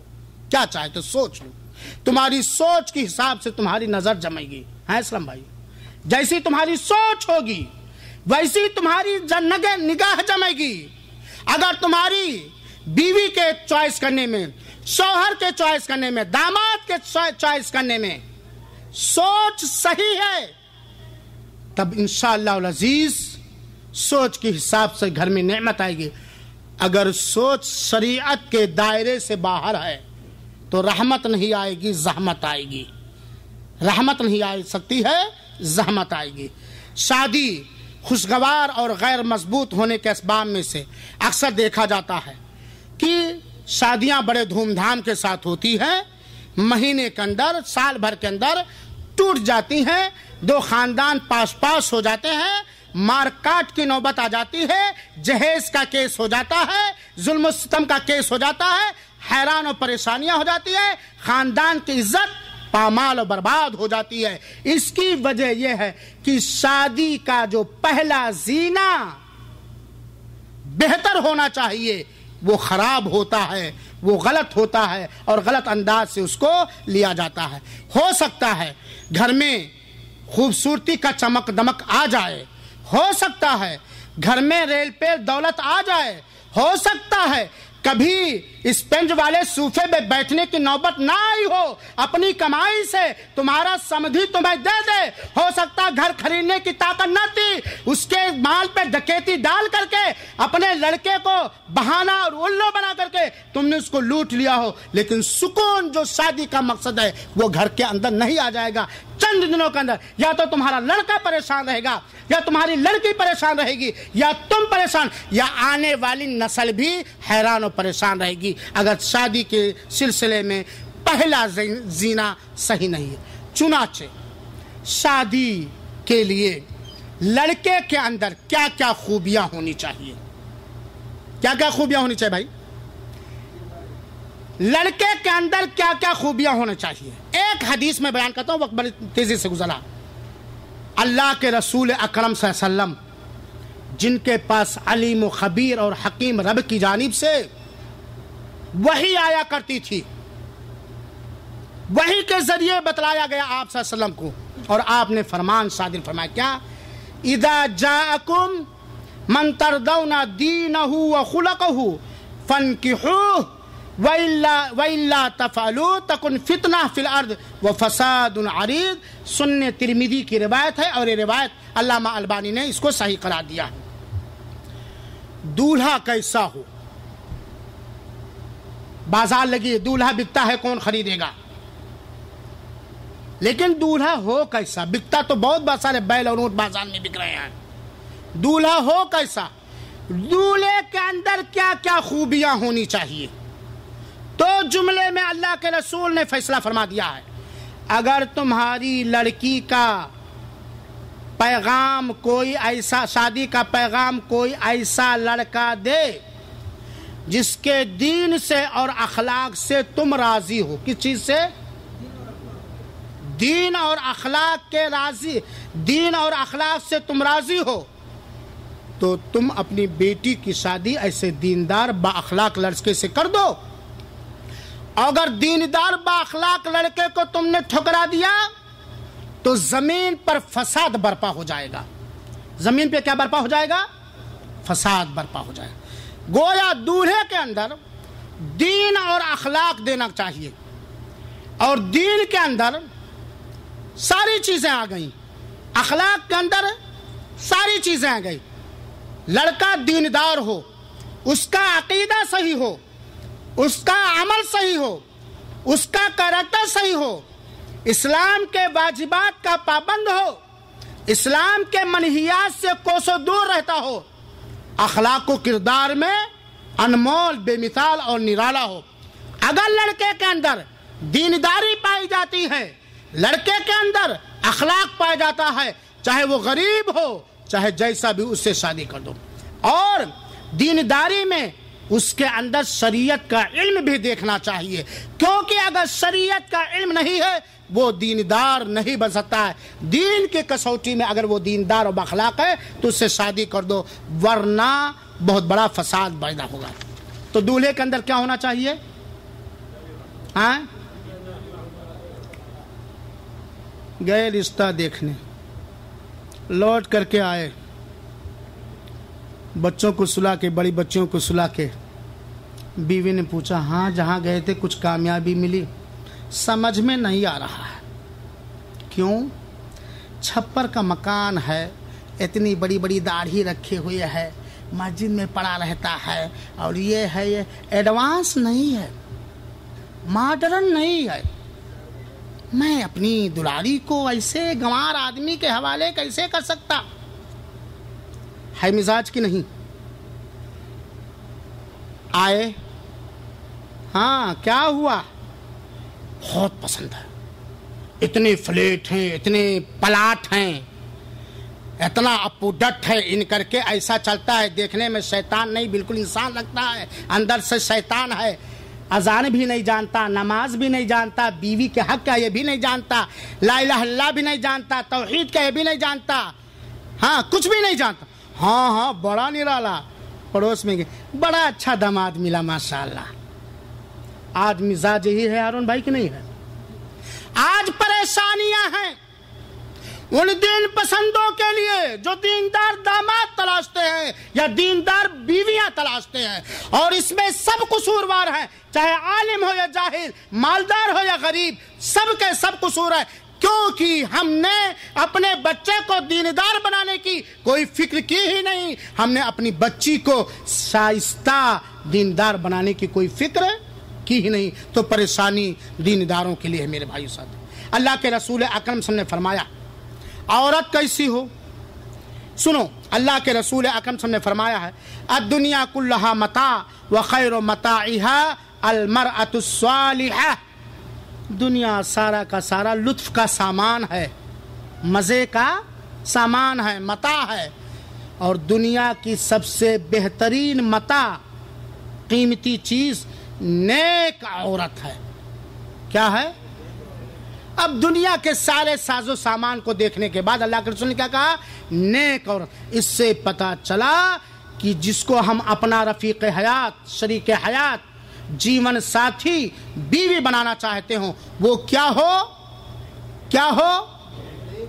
نیک ہو۔ ہاؤ آر یو کہنا جانے نہ جانے، اوکے کہنا جانے ہو جانے، دین جانتی ہو۔ دوسری حدیث میں سنو، اللہ کے رسول اکرم صلی اللہ علیہ وسلم نے فرمایا آدم کی اولاد کے لیے 3 چیزیں نیک بختی ہیں اور 3 چیزیں بدبختی ہیں۔ 3 چیزیں نیک بختی ہیں، 3 چیزیں بدبختی ہیں۔ 3 چیزیں جو آدم کی اولاد کے لیے نیک بختی، اچھا نصیبہ ہے، اس میں سے اللہ کے رسول نے سب سے پہلے ذکر کیا نیک عورت، صالح گھر۔ صالح نیک گھر، خوبصورت گھر نہیں، نیک عورت، نیک گھر، اور اسی طریقے سے نیک سواری، اور ایک حدیث میں ہے نیک پڑوسی۔ اور بدبختی کیا ہے؟ بری بیوی، برا گھر، بری سواری اور برا پڑوسی۔ اب آپ چاہو نیک بختی لے لو، نیک بچیاں لا کر کے، نیک بیویاں لا کر کے، نیک بہویں لا کر کے، یا آپ چاہو بدبختی لے لو، اختیار ہے آپ کو۔ اللہ کے رسول اکرم صلی اللہ علیہ وسلم نے فرمایا، ذرا سنو، اللہ کے رسول کے پاس ایک صحابی آئے اور کہتے ہیں اے اللہ کے رسول اکرم صلی اللہ علیہ وسلم، مجھے ایک عورت ملی ہے جو بڑے اونچے خاندان کی ہے، مالدار بھی ہے، بڑے اونچے خاندان کی ہے، خوبصورت بھی ہے، مالدار بھی ہے، لیکن پریشانی کیا ہے؟ وہ بچے نہیں جنم دے سکتی ہے، وہ بچے نہیں جنم دے سکتی ہے۔ میں کیا کروں اللہ کے رسول؟ 2 بار 3 بار اللہ کے رسول سے مراجعہ کریں۔ مالدار بھی ہے، MP MLA کی بچی بھی ہے اپنے سماج میں، یا بمبئی کے سیٹ کی بچی بھی ہے، خوبصورت بھی ہے، لیکن وہ بچے جننے کی طاقت اور صلاحیت اس کے اندر نہیں۔ اللہ کے رسول اکرم صلی اللہ علیہ وسلم نے فرمایا تم اس سے شادی نہ کرو، تم اس سے شادی نہ کرو، بلکہ اللہ کے رسول اکرم نے فرمایا تزوجوا الودود والولود فإنی مقاتل بکم الامم، سنن ابی داؤد کی صحیح روایت ہے۔ اللہ کے رسول نے رہنمائی کی اپنے پیارے صحابی کی کہ تم کیسی عورت سے شادی کرو۔ پہلی رہنمائی کیا کہ نیک عورت، دوسری کیا صفت عورت کے اندر ہونی چاہیے؟ جو زیادہ محبت کرنے والی ہو، زیادہ بچہ دینے والی ہو۔ شادی کرتے وقت کیا دیکھنا چاہیے ڈاکٹر صاحب؟ ہاں، جو زیادہ محبت کرنے والی ہو اپنے شوہر سے، اپنی اولاد سے، اپنے شوہر کے خیش و اقارب سے، اور زیادہ بچے دینے والی ہو۔ تو ہاں بتاتے ہیں، شادی ہو گئی تب پوچھ رہے ہو، پہلے پوچھنا چاہیے تھا۔ دوسرے کرو۔ کیسے پتا چلے گا وسیم صاحب کہ ہونے والی میری بیوی زیادہ محبت کرے گی ہم سے اور زیادہ بچے دے گی؟ زیادہ بچے دینے والی سے کیوں شادی کی جائے ممتاز بھائی؟ آج تو نارا ہم دو ہمارے دو ہو گئے، بند کروا دیا۔ اگر دونوں مر گئے تو ہو سکتا کہ نہیں ہو سکتا؟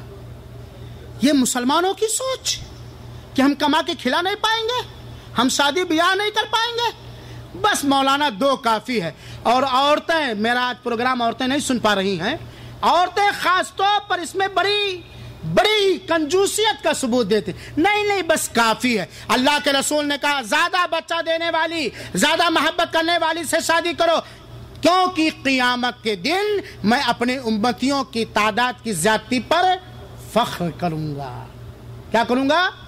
لہذا اے شادی شدہ حضرات، اللہ سے استعانت و مدد چاہتے ہوئے زیادہ سے زیادہ بچے پیدا کرنے کی جائز کوششیں کرو۔ ان اللہ هو الرزاق ذو القوۃ المتین، رزق کا بندوبست کرنے والا کون ہے؟ اللہ رب العالمین۔ یہ طریقہ بڑا غلط، ہم 2 ہمارے 2، اگر دونوں مر گئے تو، یا ایک لڑکا ایک لڑکی، لڑکا مر گیا تو گئے، لڑکی مر گئی تو گئے، لہذا زیادہ۔ اب یہاں کسی بوڑھے کا سوال ہے کہ کیسے پتا چلے کہ بیوی زیادہ محبت کرے گی یا زیادہ بچہ دے گی؟ کھیت خریدنے جاتے ہو تو کیا دیکھتے ہو؟ کھیت آپ کو خریدنا ہے مظفر بھائی، تو کیا دیکھو گے؟ اس کھیت میں کتنا غلہ، کیا غلہ پیدا ہوتا ہے کہ نہیں؟ تب جواب بھی جانتے ہو تو کس سوال کی بھائی؟ بچی کی ماں کو دیکھو، بچی کی نانی کو دیکھو، بچی کی خالہ کو دیکھو۔ کس کو دیکھو افتخار صاحب؟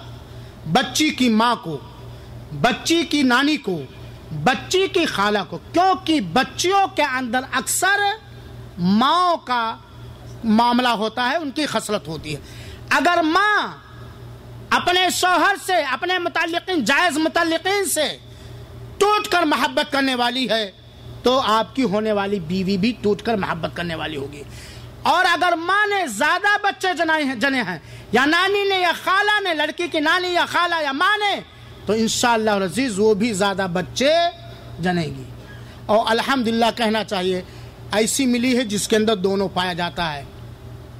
اللہ تعالیٰ سب کو ایسی بیویاں دے جو زیادہ محبت کرنے والی اور زیادہ بچے دینے والی۔ تو گویا لڑکی کی چوائس کرنے میں یہ 2 چیزیں بھی دیکھنی چاہیے۔ اللہ کے رسول اکرم صلی اللہ علیہ وسلم نے فرمایا عورت کی شادی عام طور پر 4 چیزوں کی بنیاد پر کی جاتی ہے۔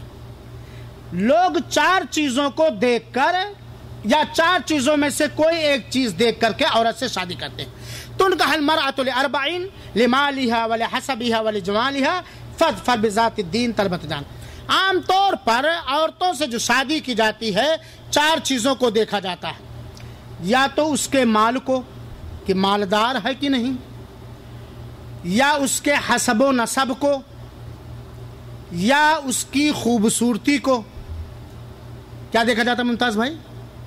مالدار ہے کہ نہیں، हस्ब व नसब वाली हो, चमक दमक वाली हो, ये 3 हो गया ना। लेकिन अल्लाह के रसूल ने क्या रहनुमाई की, फज़फर बिज़ातिद्दीन, दीनदार को चॉइस करो। यानी पता चला कि दीन देख करके लड़की से शादी करो।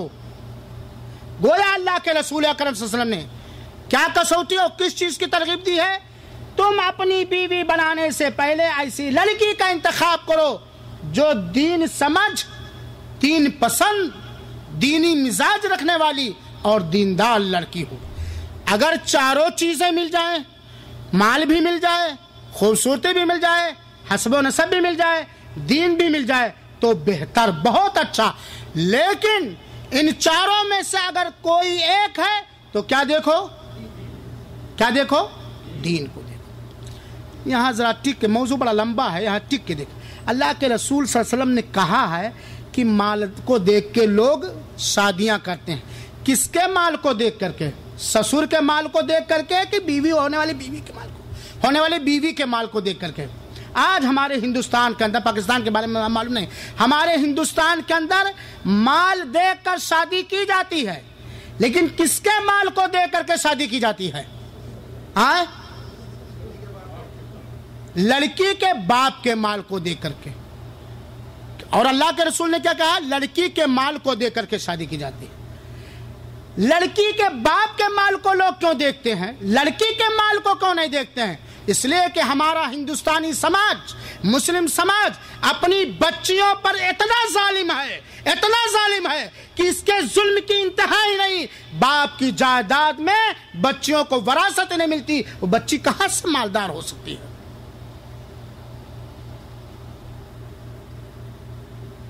वो बच्ची कहां से मालदार हो सकती है? बेटों का हिस्सा हमारी कमाई में है, हम आंख बंद किए, बच्चों की वरासत है, लेकिन ये बेटी कहीं अलग से पकड़ करके आई है, कहीं कचड़े से उठा लाए हो, या अल्लाह ताला ने हमारी जायदाद में, हमारी वरासत में जुल्म ज्यादती करते हुए हमारे नुत्फे से पैदा होने वाली हमारी दुलारी को हमारी जायदाद से अल्लाह ने महरूम कर दिया है। जुल्म ठाठे मार रहा है, और इस जुल्म की वजह से शादी में बहुत सारे अड़चन आ गए मेरे भाइयों साथियों। बात आगे और आ रही है मेरे भाइयों और साथियों। चुनाचे पता चला कि बीवी के तलाश करने में क्या होना चाहिए? दीनदार हो, बच्चे देने वाली हो, मोहब्बत करने वाली हो, और दीन के सारे मसाइल आप जानते हैं। क्योंकि मुसलमान ख़ानदान की बुनियाद रखते वक्त शौहर के लिए बेहतरीन बीवी और बीवी के लिए बेहतरीन शौहर का इंतखाब करना बहुत ज़रूरी है। ख़ानदान की हम बुनियाद रखने जा रहे हैं ना, ख़ानदान की हम उस मियाँ बीवी से जो ख़ानदान पैदा होगी, उस ख़ानदान के लिए हम फाउंडेशन डालने जा रहे हैं, बुनियाद डालने जा रहे हैं।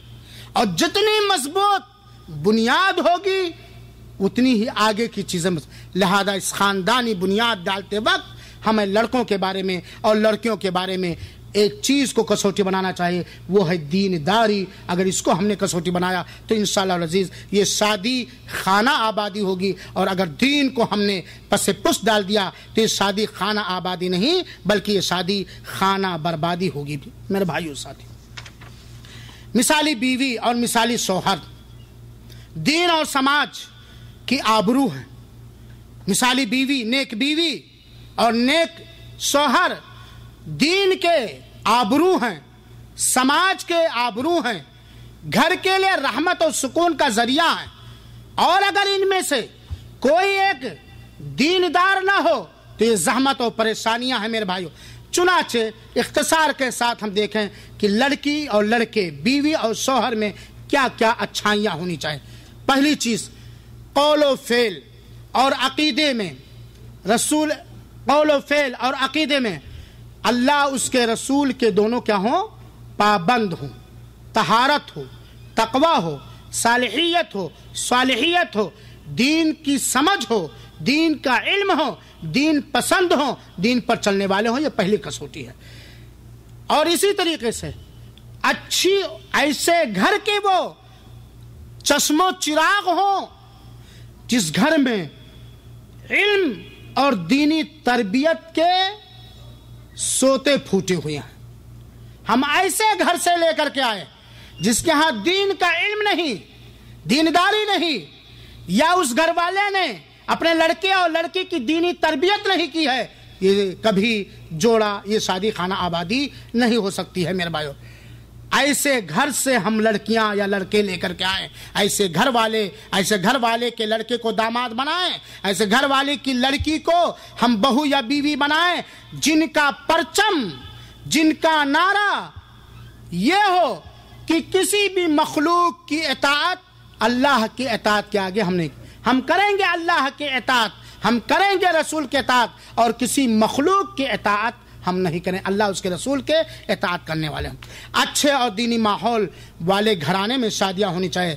ایسے گھرانے میں شادیاں ہوں جو گھرانہ حقیقت پسند ہو, کیا ہو, سچائی پسند ہو, جھوٹ پسند نہ ہو, حقیقت پسند ہو, سچائی پسند ہو. شوہر اور بیوی جتنے ہی حقیقت پسند ہوں گے, سچائی پسند ہوں گے, اتنا ہی گھر شادی خانہ آبادی کا ذریعہ بنے گے. دونوں میں سے کوئی شکی مزاج نہ ہو, نہ لڑکی شکی مزاج ہو اور نہ لڑکا شکی مزاج ہو. غیرت کی دوسری بات, ورنہ اگر ہماری لڑکی شکی مزاج ہے, شوہر کے بارے میں ہے دیتا نہیں, کھلا سکتا تو زندگی میاں بیوی کی خوشگوار نہیں گزر سکتی. ایسے گھر میں شادی ہو جس کے یہاں جہالت نہ ہو, دیوسیت نہ ہو, ڈکیتی و چوری نہ ہو, سماجی خرابیاں نہ ہو, بے غیرتی نہ ہو, دینی اقدار کو پامال نہ کیا جائے, دینی رجحانات کو چکناچور نہ کیا جائے, اور ایسے گھروں سے لڑکیاں اور لڑکے لائے جائیں جو مال و جائیداد کے حریص اور لالچی نہ ہوں, مال و جائیداد کے حریص اور لالچی نہ ہوں, وہ دین کے حریص ہوں اور دین کے لالچی ہوں. لیکن اب یہاں سوال پیدا ہوتا ہے کہ شیخ خطا خوب دھاڑے, لڑکی نیک ہو, لڑکا نیک ہو, تو جناب آج ہم کہاں جائیں ہندوستان میں نیک لڑکا تلاش کرنے کے لیے, کہاں جائیں نیک لڑکیاں تلاش کرنے کے لیے؟ اس حمام میں تو سارے کے سارے ننگے ہیں, چاہے وہ علماء کی جماعت ہو, چاہے صلحاء کی جماعت ہو, چاہے مالداروں کا خاندان ہو, چاہے غریبوں کا ہو, چاہے مسلمانوں کا ہو یا غیر مسلم. کہاں جائیں گے ہم نیک تلاشنے؟ نیکی کی جو بنیادی کسوٹی ہے, توحید, نماز کی پابندی, ارکان اسلام کی پابندی, چہرے مہرے میں مسلمان لگنا, لباس میں مسلمان لگنا, اخلاق و کردار کا مالک. ہم دیکھتے تو اس حمام میں سب ننگے نظر آ رہے ہیں, تو اس کا مطلب لڑکیوں کو کیا کریں, نہ دے بیاہ کریں.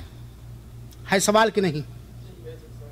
ہاں ارے بھائی بولو, ہے سوال کہ نہیں؟ 90% ہم نے کہا الحمدللہ. اس کا ذمہ دار کون ہے؟ تو اس کا زبان سے اقرار کر دینے سے کافی ہو جائے گا؟ جب ہم دیکھ رہے ہیں کہ ہماری لڑکی نیک ہے, آپ کی لڑکی نیک ہے, لیکن اس کے لیے نیک لڑکا نہیں مل رہا ہے, یا لڑکا نیک ہے, ہمارا لڑکا نیک ہے, لیکن اس کے لیے نیک لڑکی نہیں مل رہی ہے, تب ایسی صورت میں ہماری ہماری ذمہ داری دوبالا بن جاتی ہے. لہذا ہماری یہ ذمہ داری بنتی ہے, اے اولاد کے مالکوں, اے بچیوں کے گارجنوں, اگر ہم مسلمان ہیں, سماج میں اچھا خاندان پیدا کرنا چاہتے ہیں, ہم اپنے نطفے سے پیدا ہونے والی اولاد کے ذریعہ دیندار سماج قوم و ملت کو دینا چاہتے ہیں, دنیا میں جنتی ماحول بنانا چاہتے ہیں, دنیا کو امن و سکون, عیش و عشرت, اطمینان کا سنٹر و مرکز بنانا چاہتے ہیں, تو ہر باپ کی یہ ذمہ داری ہے, ہر ماں کی یہ ذمہ داری ہے, ہر لڑکے اور لڑکی کے گارجین کی, سرپرست اور ولی کی یہ دینی ذمہ داری ہے کہ اپنے نطفے سے پیدا ہونے والی اولاد یا اپنی بچوں اور بچیوں کو نیک بنانے کی کوشش کرو. اور تمہاری اولاد اس وقت تک نیک نہیں بن سکتی ہے جب تک خود نیک نہیں بنو گے. میری بات غلط تو نہیں ہے؟ جب تک خود نیک نہیں بنو گے. ہم خود نیک بنیں, بچپن سے اپنے اولاد کو نیک بنانے کی کوشش کریں, ایسی ڈگر پر ان کو چلائیں, ایسی جگہ انہیں پڑھائیں, ایسے لوگوں سے ان کی دوستی کرائیں, ایسے لوگوں سے میل ملاپ کرائیں جن کے ذریعہ سے ان کے یہاں دینداری, انسانیت, صالحیت اور اونچا اخلاق آئے. میرے بھائیو, چنانچہ ضروری ہے کہ ہم اپنے بچوں اور بچیوں کو صحیح اور دینی تعلیم پہلے دیں. اب آپ کہیں گے انجینئر نہیں بنے گا تو 1 لاکھ ریال سعودیہ میں کیسے کمائے گا؟ کوئی مشکل نہیں, انجینئر بناؤ, دیندار انجینئر بناؤ, دین پسند انجینئر بناؤ, بااخلاق انجینئر بناؤ, ڈاکٹر بناؤ, دیندار ڈاکٹر بناؤ, بااخلاق ڈاکٹر بناؤ, قوم و ملت کا غم و ہمدردی رکھنے والا, دین کی محبت رکھنے والا, دین پر مر مٹنے والا ڈاکٹر بناؤ. کون روکتا ڈاکٹر نہ بناؤ؟ کون روکتا انجینئر نہ بناؤ؟ ہاں, وکیل نہ بناؤ, اور وکیل بناؤ تو اس کو یہ وصیت کر کے بناؤ کہ میرا بھائی ایسا نہ ہو کہ سچ کو غلط اور غلط کو سچ کر کے تو کما. کون کہتا؟ دین بانجھ نہیں ہے میرے بھائیوں ساتھیوں, سارے میدان ہیں, لیکن سب کچھ ہونے کے ساتھ ساتھ سب سے پہلے کیا ہونا ضروری ہے؟ دینی تربیت اور دینی مزاج. اور اس کے لیے صرف اپنے نیک بن لینا کافی نہ ہوگا, اپنی اولاد کو نیک بنا لینا کافی نہ ہوگا, کیونکہ ہم یا ہماری اولاد اس وقت تک نیک نہیں بنے گی جب تک کہ ہم سماج کو نیک بنانے کی کوشش نہیں کریں گے. کیونکہ بچے کو اسکول میں پڑھنے جانا ہے, کالج میں پڑھنے جانا ہے, دکان پہ سودا خریدنے جانا ہے, بازار جانا ہے. لہذا مسلم سماج کو چاہیے کہ مسلم سماج کو مسلم سماج بنائے, اور شادی سے پہلے دونوں گارجین یا بچے اور بچیوں کو نصیحتیں کرنی چاہیے. آج کیا ہے, بس پہنا اڑا کے بھیج دیا گیا. بچیوں کو نصیحت ہونی چاہیے, بچوں کو نصیحت ہونی چاہیے کہ تمہارا برتاؤ تمہاری دلہن کے ساتھ کیسا ہونا چاہیے, تمہارا برتاؤ تمہارے سرتاج کے ساتھ کیسا ہونا چاہیے. میرے بھائیوں ساتھیوں, یہ جب چیزیں پیدا ہوں گی تب جا کر کے ہم دیندار شوہر یا دیندار بیویاں پا سکتے ہیں, ورنہ نہیں. حاضرین کرام, 10 منٹ اور برداشت کر لیجئے. یہ تو شادی کے مختصر مسائل اور بہت ساری چیزیں ہیں. آئیے حالات حاضرہ کا جائزہ لیا جائے, جو موضوع کا ایک اہم جز اور موضوع کا ایک اہم کڑی ہے. آج سماج میں کیا ہے؟ آج شادیاں ہوتی ہیں اور شادیوں میں انگنت بے شمار غیر خیالی رسم و رواج پائے جاتے ہیں. حالانکہ شادی میں شریعت سے جو ثابت ہے وہ عقد نکاح ہے, مہر ہے, سنجیدہ ولیمہ ہے, اور شادی کی ساری ذمہ داریاں, شادی کے الف سے لے کر کے یا تک, اے سے لے کے زیڈ تک, الف سے لے کے 1 سے لے کے 100 تک, ساری ذمہ داریاں کس کی ہیں؟ ہاں, کس کی ہیں بھائی؟ لڑکے کا. لڑکے کی ذمہ داری, لڑکی کی یا لڑکے کے باپ کی یا لڑکے کے گارجین کی اجازت دینے کے علاوہ اور کوئی ذمہ داری نہیں ہے. میرے بھائیوں, وہ دین اسلام جس کی طرف نسبت کرنے کی وجہ سے ہم مسلمان کہتے ہیں, اور نکاح میں خطبہ مسنونہ مسلمان ہونے کی وجہ سے پڑھا جاتا ہے, اور کہیں کہیں بدعتی انداز سے کلمہ بھی پڑھایا جاتا ہے. ایسے دین اسلام کے اندر شادی کے سلسلے میں پوری کی پوری ذمہ داری کس کی ہے؟ شوہر کی ہے, مرد کی ہے. لڑکی کی کوئی ذمہ داری نہیں ہے خرچ برچ کے سلسلے میں. لڑکے کے باپ کی کوئی ذمہ داری نہیں ہے خرچ برچ کے سلسلے میں. لڑکی کے گارجین کی کوئی ذمہ داری نہیں ہے خرچ برچ کے سلسلے میں. لیکن آج سماج کے اندر میرے مسلمان بھائیوں اور ساتھیوں, شادی میں جو رکاوٹیں, جو پریشانیاں, جو کلفتیں آج ہم مسلم سماج کو دے رہے ہیں, آج لڑکیاں مجبور ہو گئی ہیں خودکشی کرنے پر آج بہوؤں کو جلایا جاتا ہے، اور معاملہ ہمارے بدعتی غیر شرعی رسم و رواج اور لالچ کی وجہ سے معاملہ یہاں تک پہنچ گیا ہے کہ آندھرا پردیش وغیرہ میں لڑکیاں مندروں میں جا کر کے، لڑکیاں مسلمان لڑکیاں مندروں میں جا کر کے غیر مسلموں کے دیوی دیوتاؤں پر نظریں چڑھا کر کے دولہا کی فریاد کر رہی ہیں۔ میرے مسلمان بھائیوں ساتھیوں، آج گھر میں لڑکی پیدا ہوئی کوئی خوشی کا ماحول نہیں ہوتا ہے۔ آج باپ پریشان ہو کر کے، جس باپ کی بیٹی جوان ہو گئی ہے، جس ماں کی بیٹی جوان ہو گئی ہے، پریشان ہو کر کے نہ چاہتے ہوئے ہمارے ظلم و شادی کے معاملے میں مسلم سماج کے ظلم و ستم کی وجہ سے زبان سے کہنے پر مجبور ہو گئے ہیں کہ شادی سے پہلے مر جاتی تو اچھا ہوتا۔ آج کتنے گارجین شادی کی لذت نہیں پائے، بچیوں کی شادی کے لیے بجٹ فراہم کرنے میں بھی مختلف ملکوں کے اندر اپنی روزی روٹی کے لیے نکلے ہوئے ہیں، نہ بچوں کی لذت پا رہے ہیں، نہ بیویوں کی لذت پا رہے ہیں۔ آپ ہی میں سے کوئی 30 سال سے، کوئی 20 سال سے پوچھا جائے کیوں بھائی ابھی مولانا 2 بچیوں کی شادی کرنی؟ ہائے رے ظالموں، اپنے آپ کو مسلمان کہنے والوں، نکاح پڑھانے والے علماء کرام، بارات میں شرکت کرنے والے علماء حضرات، اپنے ظلم پر نگاہ ڈالو۔ تم اس شادی بیاہ کے اندر غیر شرعی رسم و رواج کو رائج کر کے کتنے مخلوقات پہ ظلم کر رہے ہو، کتنے مخلوقات پہ ظلم کر رہے ہو۔ اور آج تم نے شادی جو سب سے سادہ تھی، شادی جو سب سے سادہ تھی، اس کو تم نے کتنا ڈیکور کیا، اور سماج اور معاشرے کے لیے، صرف مالداروں کے لیے نہیں، غریبوں کے لیے بھی، متوسط طبقے کے لیے کتنا تم نے پریشان کل بنا دیا۔ ہم اگلی بات کہنے سے پہلے سوچے ہے پریشان کل کی نہیں؟ لڑکا پیدا ہوا سلیم بھائی کیا کہ امریکن ڈالر آ گیا، اور لڑکی پیدا ہوئی تو بتائیں گے میں نے کمپنی میں مولانا لڑکی پیدا ہوئی ہے۔ کیوں؟ میرے بھائیوں ساتھیوں، زمانے جاہلیت میں کفار مکہ کے ہاں جب لڑکیاں پیدا ہوتی تھیں اور لڑکیوں کے پیدائش کی جب انہیں خبر ملتی تھی تو کیا کہتے تھے؟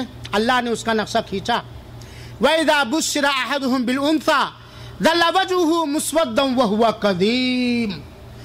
جب انہیں بچیوں کی پیدائش کی خبر سنائی جاتی تو ان کے چہرے کالے پڑ جاتے، ان کے چہرے کیا ہو جاتے؟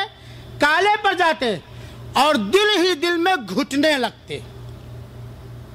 لیکن جب اسلام آیا، جب سرور دو عالم بحیثیت نبی اور بحیثیت رسول آئے تو سنو، غور کرو، جہاں بچیوں کو عار کی وجہ سے زندہ دفن کر دیا جاتا تھا، جہاں بچیوں کی پیدائش کی خوشخبری سننے کے بعد غیظ و غضب یا شرم و حیا سے چہرے کالے پڑ جاتے تھے، اسی سماج کے اندر جب محسن انسانیت، رحمت دو عالم، سرور دو عالم جناب محمد مصطفیٰ صلی اللہ علیہ وسلم بحیثیت نبی، بحیثیت رسول، ساری انس و جن کے لیے، ساری مخلوقات کے لیے رحمت اور رحمت للعالمین بن کر کے آئے، تو انہوں نے بچیوں کو کیا رتبہ دیا، بچیوں کو کیا مقام دیا، اور بچیوں کے گارجنوں کو،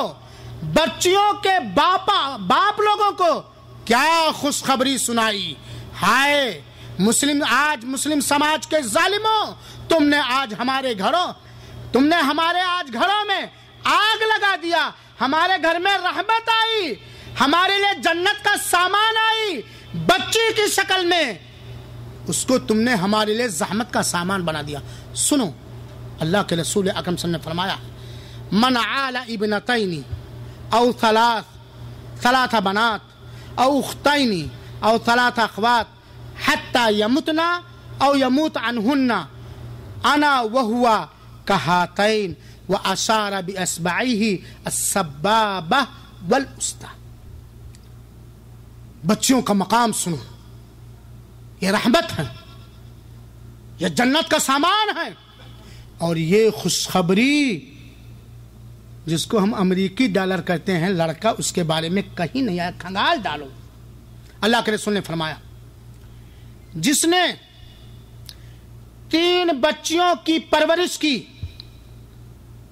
اللہ تعالیٰ نے جس کو 3 بچیاں دیا یا 2 بچیاں دیا، اپنی طاقت یا 2 بہنیں دی یا 3 بہنیں دی. اور صحابی نے دوسرے دن میں بیان کیا اگر میں پوچھتا ایک تو ہی بھی کہ گویا اگر اللہ تعالیٰ نے کسی کو 1 بہن یا 1 بچی، 2 بہن یا 2 بچی، 3 بہن یا 3 بچی یا اس سے زیادہ دیا، اور اس نے امانت داری کے ساتھ، ذمہ داری کے ساتھ ان بیٹیوں کی، ان بہنوں کی اپنے مرتے دم تک یا ان کے مرتے دم تک دیکھ بھال رکھا، پرورش کی، خیال رکھا، پڑھایا لکھایا، شادی بیاہ کیا، دیندار بنایا، تو اللہ کے رسول کیا کہتے ہیں؟ قیامت کے دن ایسا آدمی اور میں ایسے کھڑا ہوں گا، ایسے کھڑا ہوں گا. اور دوسری حدیث میں ہے اس کے لیے جنت کی گارنٹی ہے. اس کے لیے کیا ہے؟ جنت کی. یہ بچی، یہ بہن اگر ہم شریعت کے دائرے میں اس کا خیال رکھے اور توحید ہمارے پاس ہے، نیکیاں، تو قیامت کے دن رسول اللہ صلی اللہ علیہ وسلم کے ساتھ ایسے برابری میں رسول اللہ صلی اللہ علیہ وسلم اور ایسے آدمی کے درمیان اتنا ہی فرق رہے گا یا بیچ میں جتا گیپ ہے. میرے بھائی صاحب، یہ جنت کا سامان ہے.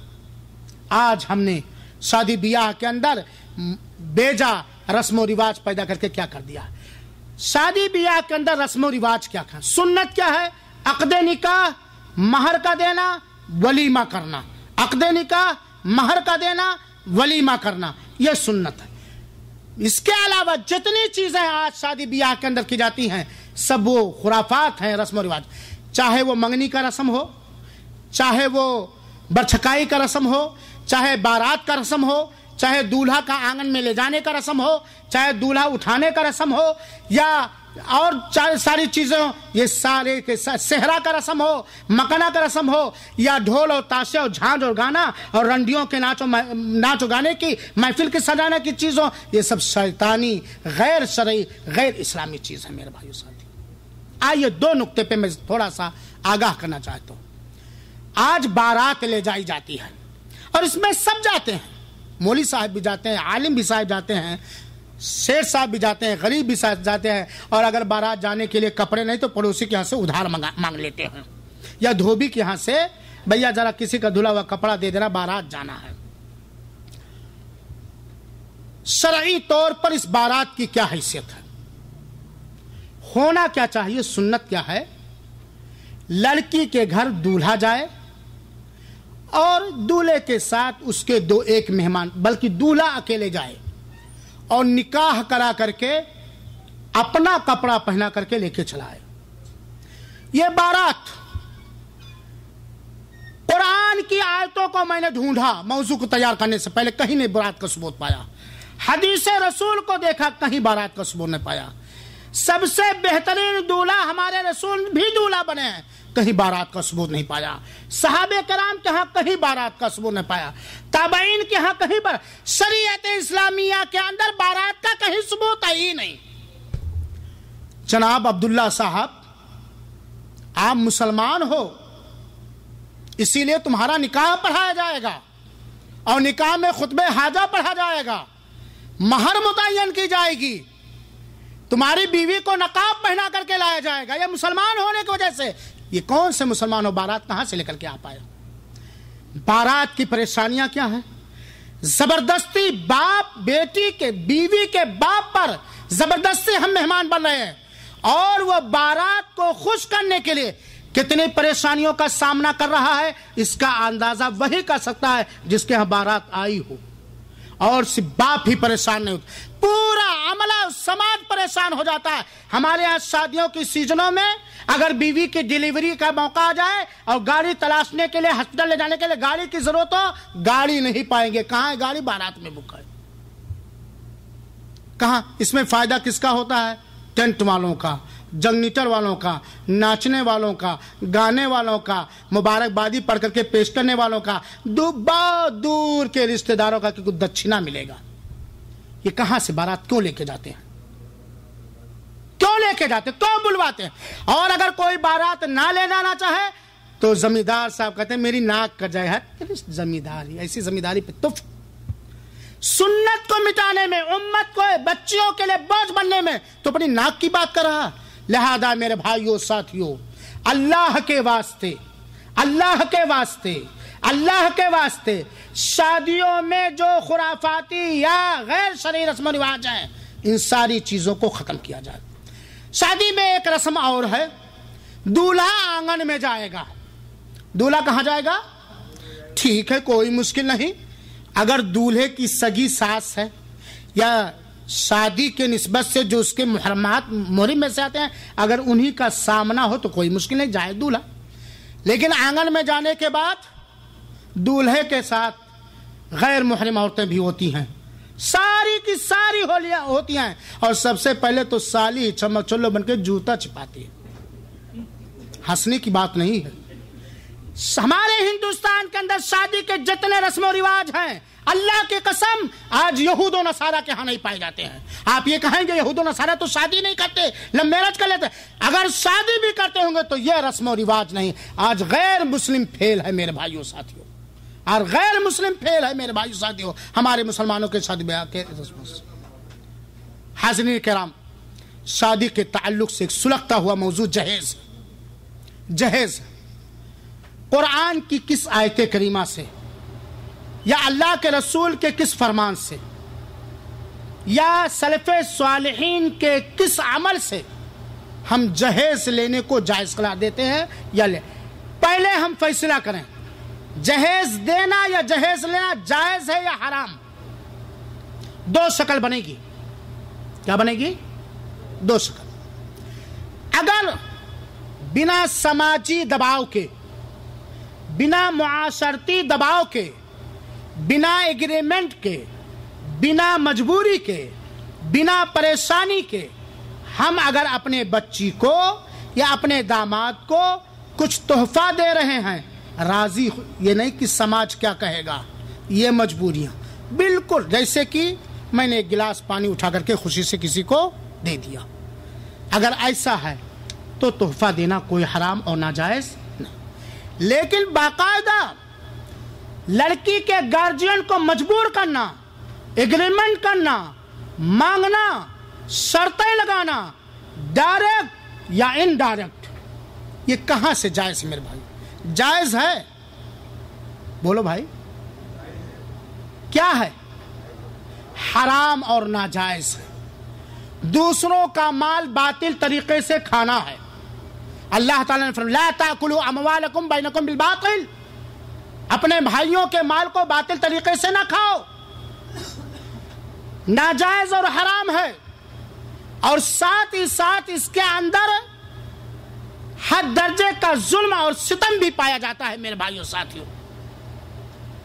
لیکن آج نعرہ کیا ہے؟ دولہا بکتا ہے کون خریدے گا؟ ہم ذرا سوچیں کس بنیاد پر لڑکی کے باپ کو یا لڑکی کے بھائی کو مجبور کر رہے ہیں سود لینے پر، چوری کرنے پر، بیاج لینے پر اور بھیک مانگنے پر۔ اے جہیز کے لالچیوں، اے سماج کے اندر جہیز کی لعنت کو عام کرنے والوں، ذرا ترس کھاؤ، ذرا رحم کھاؤ ان غریبوں پر جو اپنی بچی کی شادی کرنے کے لیے بیچارے صدقات و زکات مانگنے پر مجبور ہو گئے ہیں۔ ہے بات ایسی کہ نہیں؟ میرے بھائیوں کتنے لوگ ایسے آتے ہیں آنکھوں سے آنسو نکل پڑتا ہے اور حقیقت ہوتی ہے مولانا کہیں سے امداد کرا لیجیے، 2 بچوں کی شادی نہیں کر پاتا۔ یہ کس نے کیا ہے میرے بھائیوں؟ جہیز کی وجہ سے سود کا بازار گرم ہے. لڑکی پیدا ہوئی، سود خور لوگ بچے کے نام فکس ڈپوزٹ کر دیتے ہیں. چوریاں بھی لوگ کرنے لگے ہیں، خیانتیں بھی لوگ کرنے لگے ہیں، لوٹ و گھسوٹ بھی کرنے. کہ یہ بچی جو عذاب کی شکل میں بالغ ہو کر میرے گھر پہ میرے سر پہ سوال ہے، کسی طرح اس عذاب کو ہم رخصت کر دیں میرے بھائی. لہذا اے مسلمانوں، جہیز لینا، جہیز دینا حرام اور ناجائز ہے، ظلم کا سامان ہے.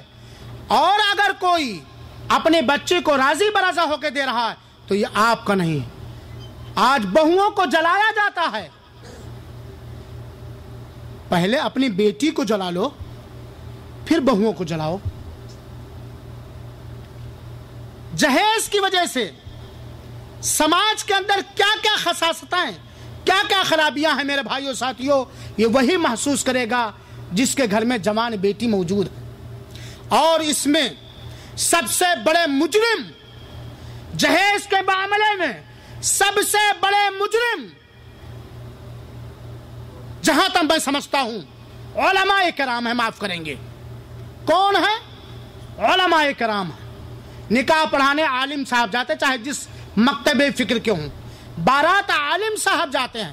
لیکن عالم صاحب کو یہ توفیق نہیں ہوتی کہ ایسے سلگتے موضوع پر جس سے سماج پریشان ہے دو نصیحت کی بول دیں، کیونکہ 1000 نکاح پڑھوائی اگر بول دیں گے تو کٹ جائے گی.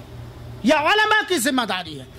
دوسرے مجرم وہ پڑھے لکھے اسٹوڈنٹ ہیں، چاہے وہ عربی لائن سے ہوں یا انگریزی لائن سے، وہ پڑھے لکھے اسٹوڈنٹ ہیں جن کو اپنے علم کی قدر معلوم نہیں ہے، جن کو اپنے مردانگی کی حیثیت معلوم نہیں ہے، جن کو اپنی عزت کی فکر نہیں ہے، جو بھکاری اور ڈکیت اور چور بنے ہوئے ہیں جہیز لینے کے دینے میں.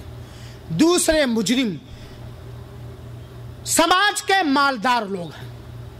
سماج کے مالدار لوگ ہیں. جناب آپ کے پاس ہے، ٹھیک ہے، آپ دے رہے ہیں، لیکن چاہے مانگ کر کے ویسے، لیکن کیا آپ کے اندر اتنی بھی ہمت ہے کہ اس بیٹی کی شادی بھی کر دو جس بیٹی کا باپ جہیز دے کے دولہا نہیں خرید سکتا؟ مالدار لوگ. لہذا میرے بھائیوں، ان ساری چیزوں کو ختم ہونا چاہیے. اور یہ چیزیں ختم کب ہوں گی؟ یہاں ایک سوال یہ بھی پیدا ہوتا ہے، یہ چیزیں ختم کب ہوں گی؟ ایک بہترین حل ہے ان چیزوں کے ختم کرنے کا، یہ کہہ کے میں بات کو ختم کر رہا ہوں. ایک بہترین حل ہے، اس کے علاوہ کوئی دوسرا حل نہیں. اپنی بچیوں کو اپنی جائیداد میں وراثت دو. جب تک ہم اپنی بچیوں کو اپنی جائیداد میں شریعت کے مطابق وراثت نہیں دیں گے، ہماری بیٹی اپنے سسرال میں پریشان رہے گی، اس کو تانا دیا جائے گا، اس کے نازک دل کو چکنا چور کیا جائے گا، اس کا شوہر اسے تانا دے گا، اس کی ساس اسے تانا دے گی، اس کا سسر اس کا تانا دے گا. لے کے کیا آئی ہے تیرے پاس کیا؟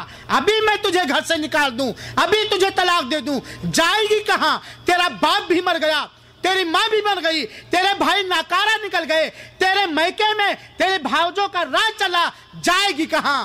کس سہارا اور چٹیل میدان میں جائے گی؟ لیکن ہماری لڑکی جس کو اللہ تعالیٰ نے ہمارے مال میں وارث بنایا ہے، اس کو ہم نے وراثت دیا، شوہر ناکارہ نکل گیا، بدتمیز نکل گیا، بددین نکل گیا، شیطانی مزاج نکل گیا، وہ اپنی جائیداد میں آ کے عزت و آبرو بچا کر کے، ہاں ڈاکٹر صاحب، رہ سکتی کہ نہیں رہ سکتی؟ لیکن شوہر جب ہم نے اپنی بیوی کو گھر سے نکال دیا، نکاح کرتے ہی وراثت میں اس کا کوئی حصہ نہیں، وہ کہاں جائے گی؟ کس فٹ پاتھ؟ آج حیوان فٹ پاتھوں پہ، روڈوں پہ بہ رہے ہیں. آج حیوانیت، درندگی عورتوں کے سلسلے میں ہر گلی کوچے میں عام ہے. جب اس کو ہم ایک بچاؤ کا سامان دیں گے نہیں، کہاں جا کے اپنی عزت و آبرو بچائے گی میرے بھائیو ساتھ؟ لہذا وراثت دو. اور اللہ کی قسم، اگر ہم نے اپنی بچیوں کو، اگر ہم نے اپنی بہنوں کو اپنے باپ کی جائیداد سے، وراثت سے محروم کر لیا، تو ہم نے یہ ظلم کیا، اپنی بیٹی کا یا اپنی بہن کا حق ناجائز طریقے سے کھایا، اور اگر وہ راضی برضا ہو کے اس نے معاف نہیں کیا تو اللہ کی قسم وہ ہڑپی ہوئی جائیداد کو اللہ تعالیٰ 7 زمین کے برابر کر دے گا، جو ہمارے لیے بوجھ کا سامان ہوگا، قدم آگے نہیں بڑھ پائیں گے۔ حقوق العباد ہے۔ اے باپ، اے ماں، کتنی ظالم تو ہو گئی، کتنی تو بے رحم بھی ہو گئی۔ یہی بیٹی تیری ماں ہے، تیرے نطفے سے پیدا ہوئی ہے، تیرے لیے کھانا بنایا ہے، تیرے لیے روئی ہے، سب سے زیادہ درد تیری بیٹی کے دل میں ہے۔ اسی بیٹی کو تو نے ایسا رویہ اختیار کیا کہ تیرے نہ رہنے کے بعد تیری جائیداد میں جس کو اللہ تعالیٰ نے حصہ دیا ہے اس کو تو حصہ نہ دے۔ لہذا اور میں قوم کی مسلمان بچیوں تک یہ آواز پہنچانا چاہتا ہوں، لڑ کے جھگڑ کر کے شریعت کے دائرے میں رہ کر کے اپنی پوری انرجی اور طاقت خرچ کر کے اپنے بھائی سے اپنے باپ کی جائیداد میں وراثت لو۔ زندگی ہی میں اپنے باپ سے کہہ لو، لکھوا لو کہ ابو جان میں آپ کی دلاری ہوں، ابو جان میں آپ کی بیٹی ہوں۔ جب آپ مر جائیں گے بھاؤجوں کا راج ہو جائے گا، بھائی کا بٹوارا ہو جائے گا، آپ کی جائیداد بھائی لے لیں گے۔ اگر میں جس شوہر کے ساتھ ہمارا ہاتھ تم نے پکڑایا ہے اگر یہ ناکارہ نکل گیا یا یہ مر گیا، اولاد زیادہ ہوئی یا کمانے کی کوشش کی، کما نہ سکے گا، ہم کہاں جا کے پناہ لیں گے؟ ابو میں آپ کی بیٹی ہوں کہ نہیں؟ ابو میں امیہ میں آپ کی بیٹی ہوں کہ نہیں؟ اگر میں آپ کی بیٹی ہوں اور آپ کے اللہ نے ہمیں وراثت میں حصہ دیا ہے تو ابو جان دنیا میں دے کر کے جائیے، اس کا فیصلہ کر کے جائیے، آپ وصیت کر کے جائیے یا کوئی بندوبست میرے لیے کر کے جائیے۔ میں آپ کی بیٹی ہوں، میں آپ کی دلاری ہوں، میں آپ کے آنکھوں کی ٹھنڈک ہوں، میں آپ کے داماد کے لیے سکون کا سامان ہوں۔ کہ بیٹیوں کو تو مانگنا چاہیے الاپ کر کے، ساری ریلیں نکال کر۔ آج سماج کے اندر جب عورتوں پر ظلم و زیادتی عام ہوتے جا رہے، آج شراب پینے والے لوگ عورتوں پہ ظلم زیادتی کریں، ٹی ویوں کے ذریعے آپ کو یہ خبر ملتی ہوگی کہ عورتوں کا مظاہرہ ہو رہا، عورتوں کی ریلیاں نکال رہی، عورتیں حکومتوں سے فرمائش کر رہی شراب بند کرو، شراب بند کرو۔ شراب کی وجہ سے ہم بالکل غیر معمون ہیں۔ ایسے ہی مسلمان عورتوں کو، مسلمان بچیوں کو ریلیاں نکالنا چاہیے، مظاہرہ کرنا چاہیے کہ وراثت ہمارے اسلام، ہم مسلمان ہیں، اسلام نے ہمیں وراثت دی ہے، ہمارا وراثت میں حصہ کیوں نہیں؟ حکومتوں سے لڑنا چاہیے، حکومتوں سے ٹکرانا چاہیے، سرمایہ دار طبقے سے لڑنا چاہیے۔ آج لوگ شریعت کے حساب سے اپنی بیٹیوں کو اپنی جائیداد میں حصہ دینا لگے۔ ہماری بیٹی مالدار ہو جائے گی، ہماری بیٹی کے لیے ایک سہارا رہے گا، ہماری بیٹی کو کوئی آنکھ نہیں دکھا پائے گا، ہماری بیٹی کو ہمارا داماد تانا نہیں مار پائے گا، ہماری بیٹی کے نام و نازک دل کو وہ چکنا چور نہیں کر پائے گا کہ لے کے کیا آئی ہے، اور وہ مالدار رہے گی۔ ہمارے لیے بھی صدقہ تو خیرات کر سکتی ہے۔ اگر لڑکی ہماری مالدار ہے، سرمایہ دار ہے، وراثت میں پائی ہے، تو اگر ہماری یاد آئی، کبھی ہمارا پیار اس کے ذہن و دماغ میں گونجا تو ہمارے لیے صدقہ بھی کر سکتی ہے، ہمارے لیے حج عمرہ بھی کر سکتی ہے، ہمارے لیے بہت ساری نیکیاں کر سکتی ہے۔ لیکن ہم نے جب مسکین بنا دیا، اپنے داماد کا محتاج اور بھکاری بنا دیا، تو کیا کرے گی میرے بھائیو ساتھیو؟ لہذا اس مسئلے پہ غور کرو اور اللہ تعالیٰ سے وعدہ کرو کہ ہم اپنی بہنوں کو اپنے باپ کی جائیداد میں حصہ دیں گے، چاہے وہ مانگیں یا نہ مانگیں۔ ہم اپنی بیٹیوں کو حصہ دیں گے، یا حصہ دیں یا ان سے معاف کروا لیں، یا حصہ دیں تو ورنہ ظالم بن کر کے جاؤ گے، ایک دوسرے کا مال ہڑپ کر کے جاؤ گے۔ اللہ رب العالمین سے دعا ہے کہ اللہ تعالیٰ ہمیں نیک بچیاں نصیب فرمائے، نیک لڑکا نصیب فرمائے، ہمیں اپنے اولاد اپنی تربیت کرنے کی توفیق عطا فرمائے، اپنی اولاد کی تربیت کرنے کی توفیق عطا فرمائے۔ الہ العالمین تو ہمیں نیک بہو نصیب فرما، الہ العالمین ہمارے ان بھائیوں کو نیک بہو نصیب فرما، غیر شادی شدہ لوگوں کو نیک بیویاں نصیب فرما، الہ العالمین تو ہمیں نیک داماد عطا فرما، نیک بہنوئی نصیب فرما، الہ العالمین تو اپنے سے ڈرنے والا، اپنی محبت، اپنے سے محبت کرنے والا، اپنے دین کا احترام کرنے والا رشتہ ہمارے بچوں کو اور ہماری بچیوں کو تو نصیب فرما۔ الہ العالمین تو ہمیں اپنی بچوں کو وراثت دینے کی توفیق عطا فرما، ہمیں اپنی بہنوں کو وراثت دینے کی توفیق عطا فرما۔ الہ العالمین تو ہمیں ظالم نہ بچا، ظلم سے بچا، ظالموں سے بچا۔ الہ العالمین تو ہمیں ظلم سے بچا، ظالموں سے بچا۔ الہ العالمین تو ہمیں ظلم سے بچا، ظالموں سے بچا۔ آمین وآخر دعوانا ان الحمدللہ رب العالمین والسلام علیکم ورحمۃ اللہ وبرکاتہ وجزاکم اللہ احسن الجزاء۔